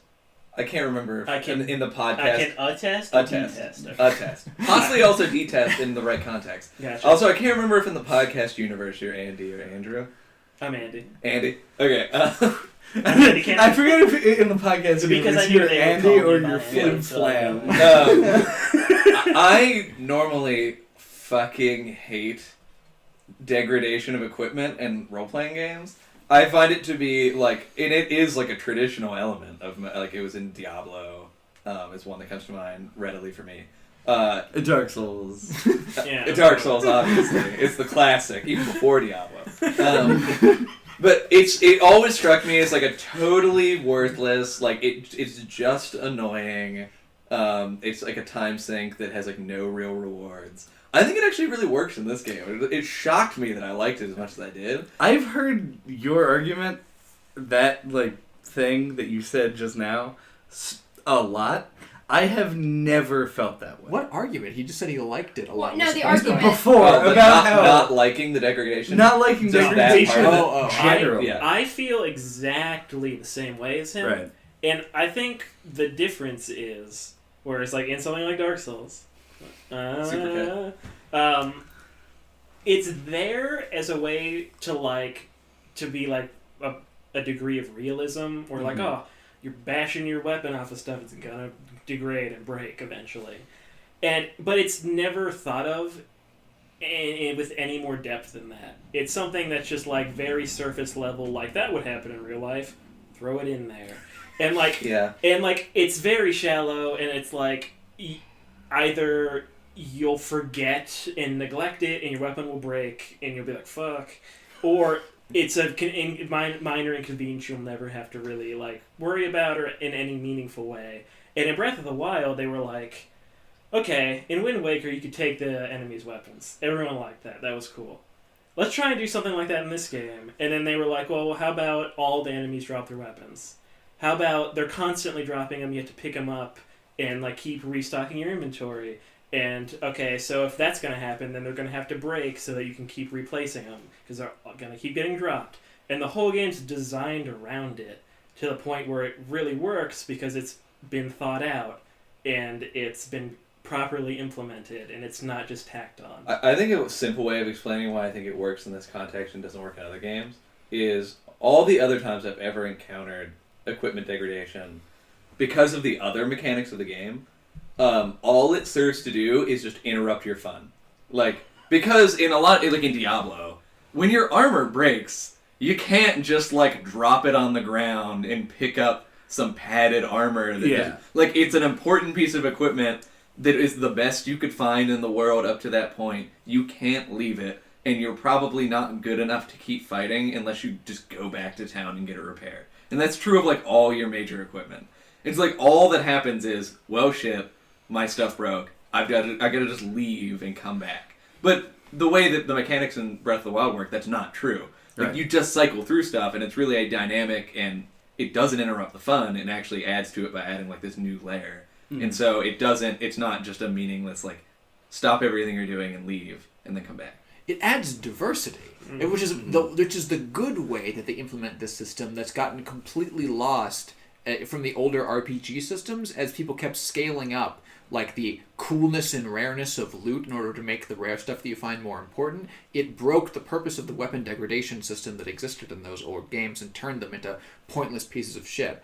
Because in Breath of the Wild, if something breaks, you can pick up what someone else drops and just use it. But if I'm playing like, I never played Diablo, so I don't know the norms. But if I'm playing like a normal like kill and loot style old RPG, I can't pick up and use the like level 1 fucking Exactly. trash. That was part of my point, is you just can't replace your equipment with like whatever's on the Yeah, ground. because you in those level games. up your equipment. Yeah. Right. But the gap in Breath of the Wild is so much shorter, and Yep. they built in like actually diverse, not just numerically diverse, but like actually playstyle diverse weapon styles between the spears, the great swords, and the swords, and even like weird stuff like the wands. I don't know if you The guys tree have found branches. yet. Yeah, tree branches, korok leaves. They're using weapon degradation as a way to force you mechanically to experiment with every single part of the game, and that's really important to do because it keeps people from doing the stuff that you, Andy, have a habit of doing in a lot of different games, Yeah. which is finding a comfort zone and never experiencing all the different things that exist in the design. That's also something I would do. I would be prone to doing. Yeah, that's like the good thing about weapon degradation systems, and one of the like 1 to 2 ways I've ever seen them actually used appropriately, but almost everyone uses it wrong. It also let Janelle defeat a boss in a moment of desperation by throwing a skeleton arm at it. That was honestly okay. So yeah, I was in Varuta, and it was the Water Blight Ganon, and I had run out of arrows, and I knew that the bombs didn't have the reach I needed. It was when he was in his form on the ceiling, Right. and I knew I needed a ranged weapon. So I do, what I do? I like to take my little paws. Let Linky Get eat a a snack. snack. Linky ate a snack, and I looked at my inventory, and I'm like, oh, Jesus, what do I have? And I selected a Moblin arm, and I just ratcheted it back and hurled it at him. An immediate cutscene. And I was laughing so hard that, like, Mifa was doing this very beautiful, like, tribute to her and, like, talking about how she loved to talk to her dad again. And I'm too busy just laughing and replaying the vision of Link hurling a Moblin arm just at this, like, spider blight creature on the roof. So, yeah, it was amazing. And that's the thing is, I like that it does build in the mechanic, though, that if a weapon is super damaged and you hurl it, it's more likely to be, like, super Yeah, effective. because I would never throw the weapons otherwise, because I get, like, separation anxiety. I was, like, serious, like, I just wouldn't do that. Like, I'm so glad the game gave me an incentive to throw weapons. Yeah, but they'll or be I like, your never Zora would. sword is, dangerously damaged or whatever. I'm like, sweet, let's fucking harpoon a dude. Yeah. You just I need Explodes. that. I really do. Oh yeah. So I didn't kill Water Blight Ganon by throwing a Moblin arm at him, but I was at 0 arrows of any sort during that phase, and so I ended up throwing like 6 weapons at him, like over the course of the fight to get him off the walls. But yeah, the weapon degradation system in this game, I think, is just universally loved, which is why I kind of found Not it to universally. be... Nope. It's universally loved by critics. No, it's universally loved by people who played the game. I know a This guy... is strong. It's strong. I know a dude, literally, who will probably listen to this. Here he comes. Here he is. I know a dude who will probably listen to this eventually, who said that he would not play this game because of weapon degradation. Because it is a mechanic he hates so strongly that it would drive him away from playing a game that includes it. Everyone I know, everyone I've ever heard talk about this, has been like, I thought I was going to hate the weapon degradation, but actually it's the best! I know that I brought up like message boards way too frequently, but it's just like my go-to for like the representative of like what are people talking about. Sure. I've seen so many people say like I love this game, but this is the one thing they got wrong. Because I hate the degradation. I've seen. Albeit I've never been on a message board in the last like 9 years. Yeah, I've seen a handful of reviews that have also said that they don't like it. I've never read that. I've never heard Like, anyone play this game Everyone I who didn't know like it. personally likes it. Yeah, I feel like it's the thing that doesn't need defended. Yeah, it's because it's tied so like tightly into the core design. Right. It works. Yep. I was actually worried I was going to come in here and have to like fight an uphill battle against you guys about this being a core feature of the design Oh, yeah. that they It clearly needed. is. Yeah. It wouldn't work so well otherwise. Yeah. In addition, I And don't it plays think into that it being like weapon kind of a degradation... survival. Like, when I first heard about it, like Chad said, "Oh, I was gonna hate it," But then they showed the game at E3, and I watched like an hour of the footage or whatever because I didn't want to see too much of it. But Right. I was super curious because it's been like 5 years. Yeah. So I watched some of it, and I'm like, oh, like you just had to see it to understand. It's like literally everything drops a weapon, and there's this like cycle of constantly picking up new stuff. Right. Like that, like it just immediately makes sense. Yeah, it's a cycle, like in Dark Souls. Yeah, like in Dark Souls, there's a cycle of fire and darkness, just like weapons. This is going to be a hard one for you, Dan, when you go back for the editing. Normally it was only like one you had to remember. Now it's like 6 over 2. Yeah. Okay. But no, as you know, I was somebody who was hoping that you could break the Master Sword. I was like... We did talk about I this. was really pulling for that to be like a thing that could happen in this game. People were really upset that like the Hylian shield can break. So if the Master I Sword mean, could break... you can buy it. Yeah, I know. But even so, people were upset about it. So if the Master Sword could break, I think people would lose their minds. I would love if the Master Sword would break. Yeah, like, we talked about, like, what if you find the Master Sword and it is broken? It just is broken, and then you can dramatically use it later and be like, it has been remade. Yeah, you can reforge it like Lord of the Rings, take it to Death Mountain and go, like reforge the sword.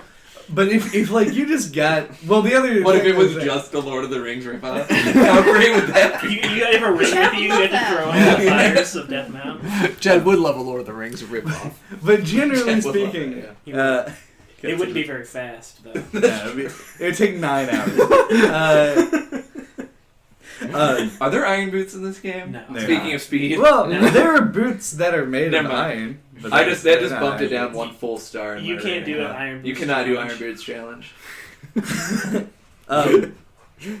God. Okay. The only I was going to go into weapon degradation systems generally. I would argue that the Diablo system is not actually a bad system. The armor implementation is a little bit rough because you do have to just go do something to fix it.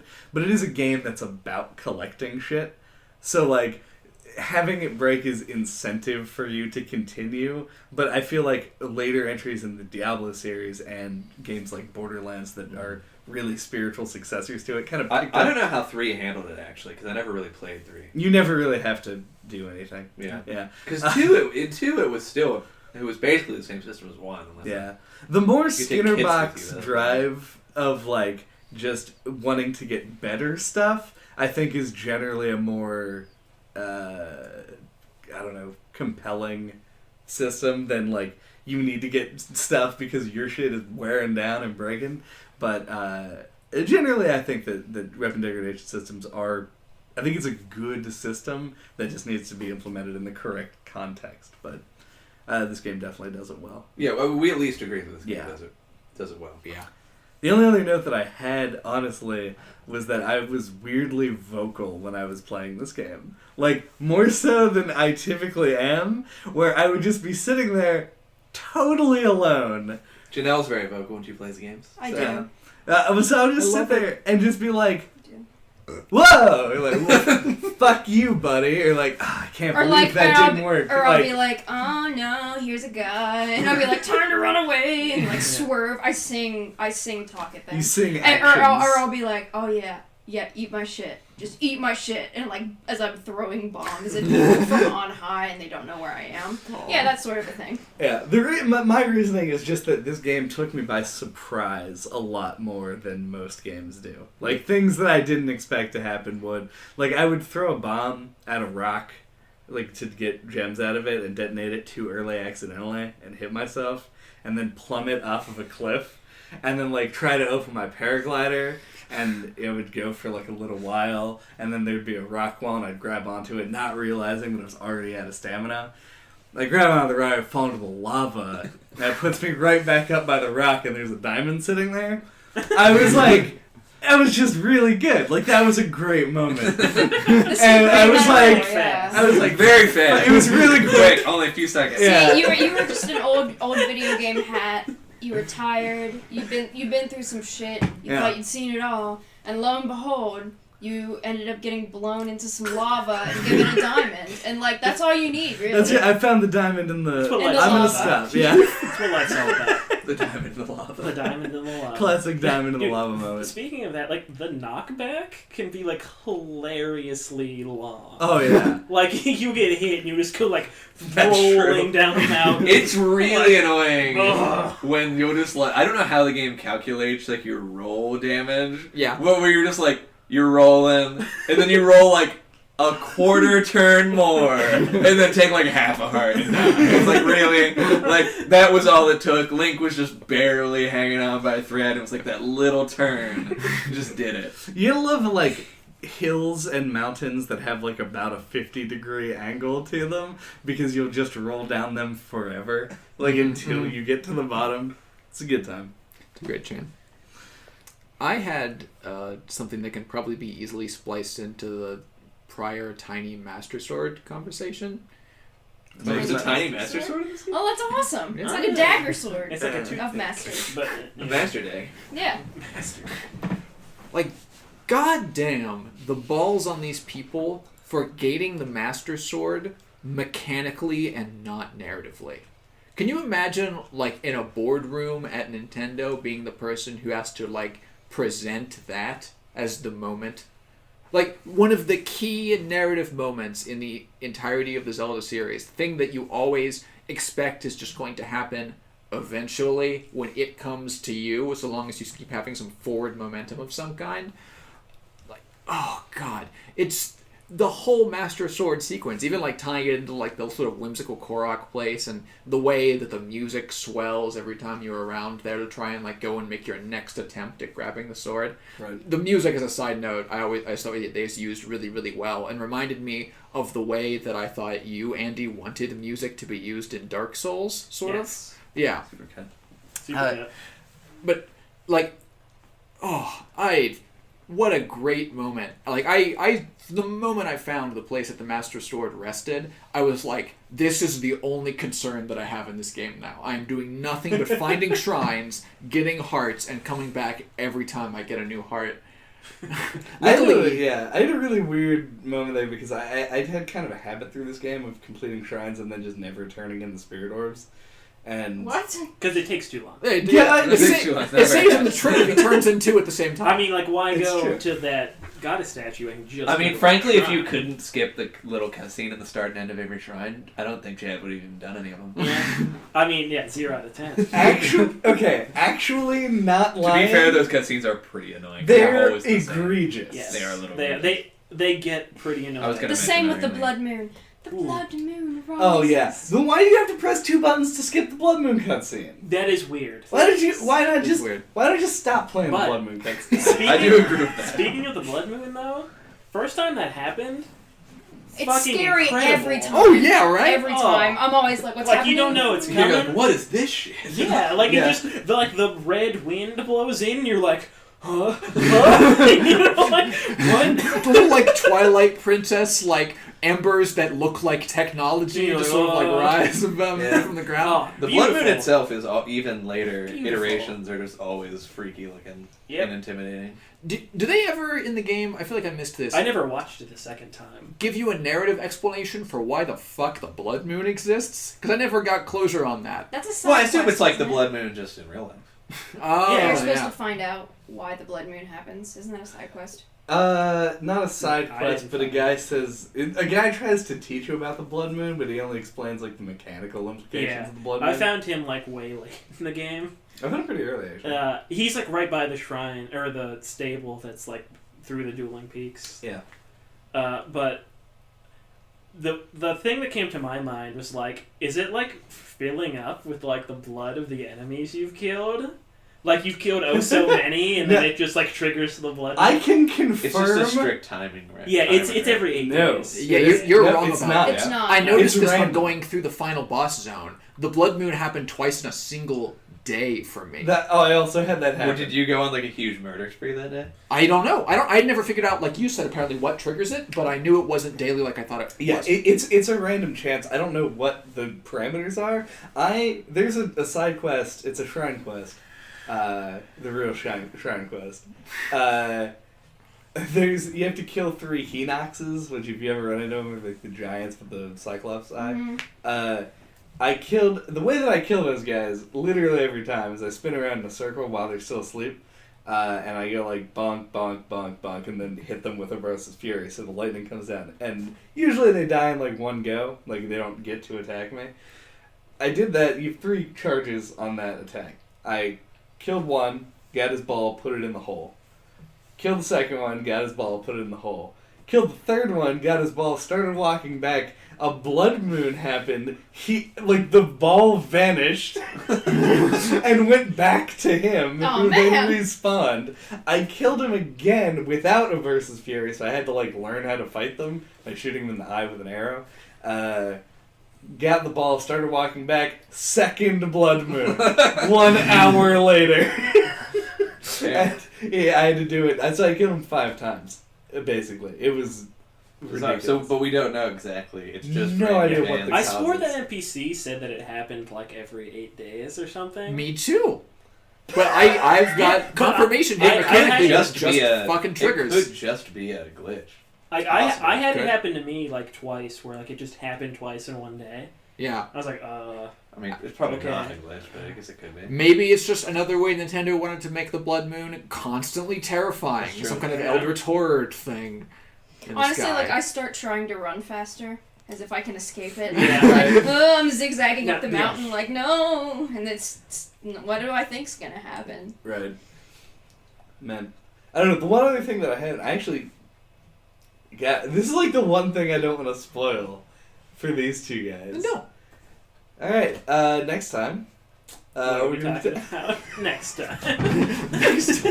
Next time, we'll tell you what we're talking about next Next time. time. It's the lead-in for the second half of our discussion about Breath of the Wild. We're going to have Breath to of do the that. Wild. Is there anything we want to conclude on about Breath of the Wild?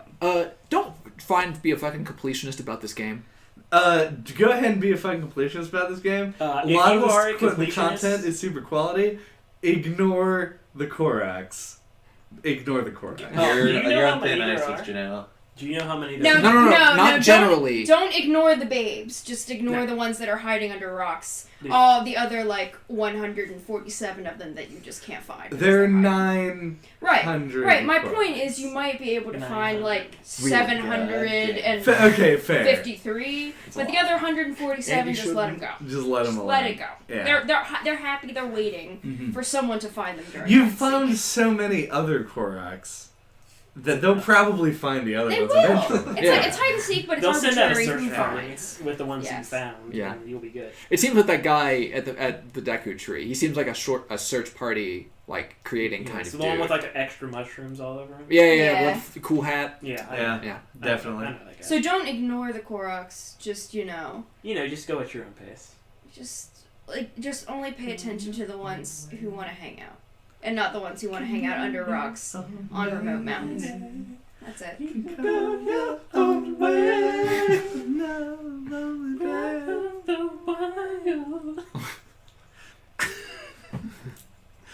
Thank you for listening to NOCLIP this week. What are we talking about next time? Next time, we're going to be talking about Inside. We did confirm that, right? Yeah, we Yes. confirmed Definitely talking about Inside. Possibly Breath of the Wild. Not Yeah. a doubt in my mind. Playdead's follow-up to Limbo and another 2D platformer. Until then, you can get a hold of us. All of our contact information is on noclippodcast.com. You can check us on iTunes, Google Play, all that good shit. Thanks for listening. See you guys later. Bye.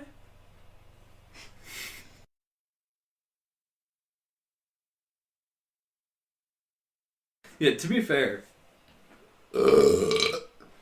That's it. Yes. That's very fair. Done. That's very Yeah. fair. That's a good turn. What are we talking about? Next time.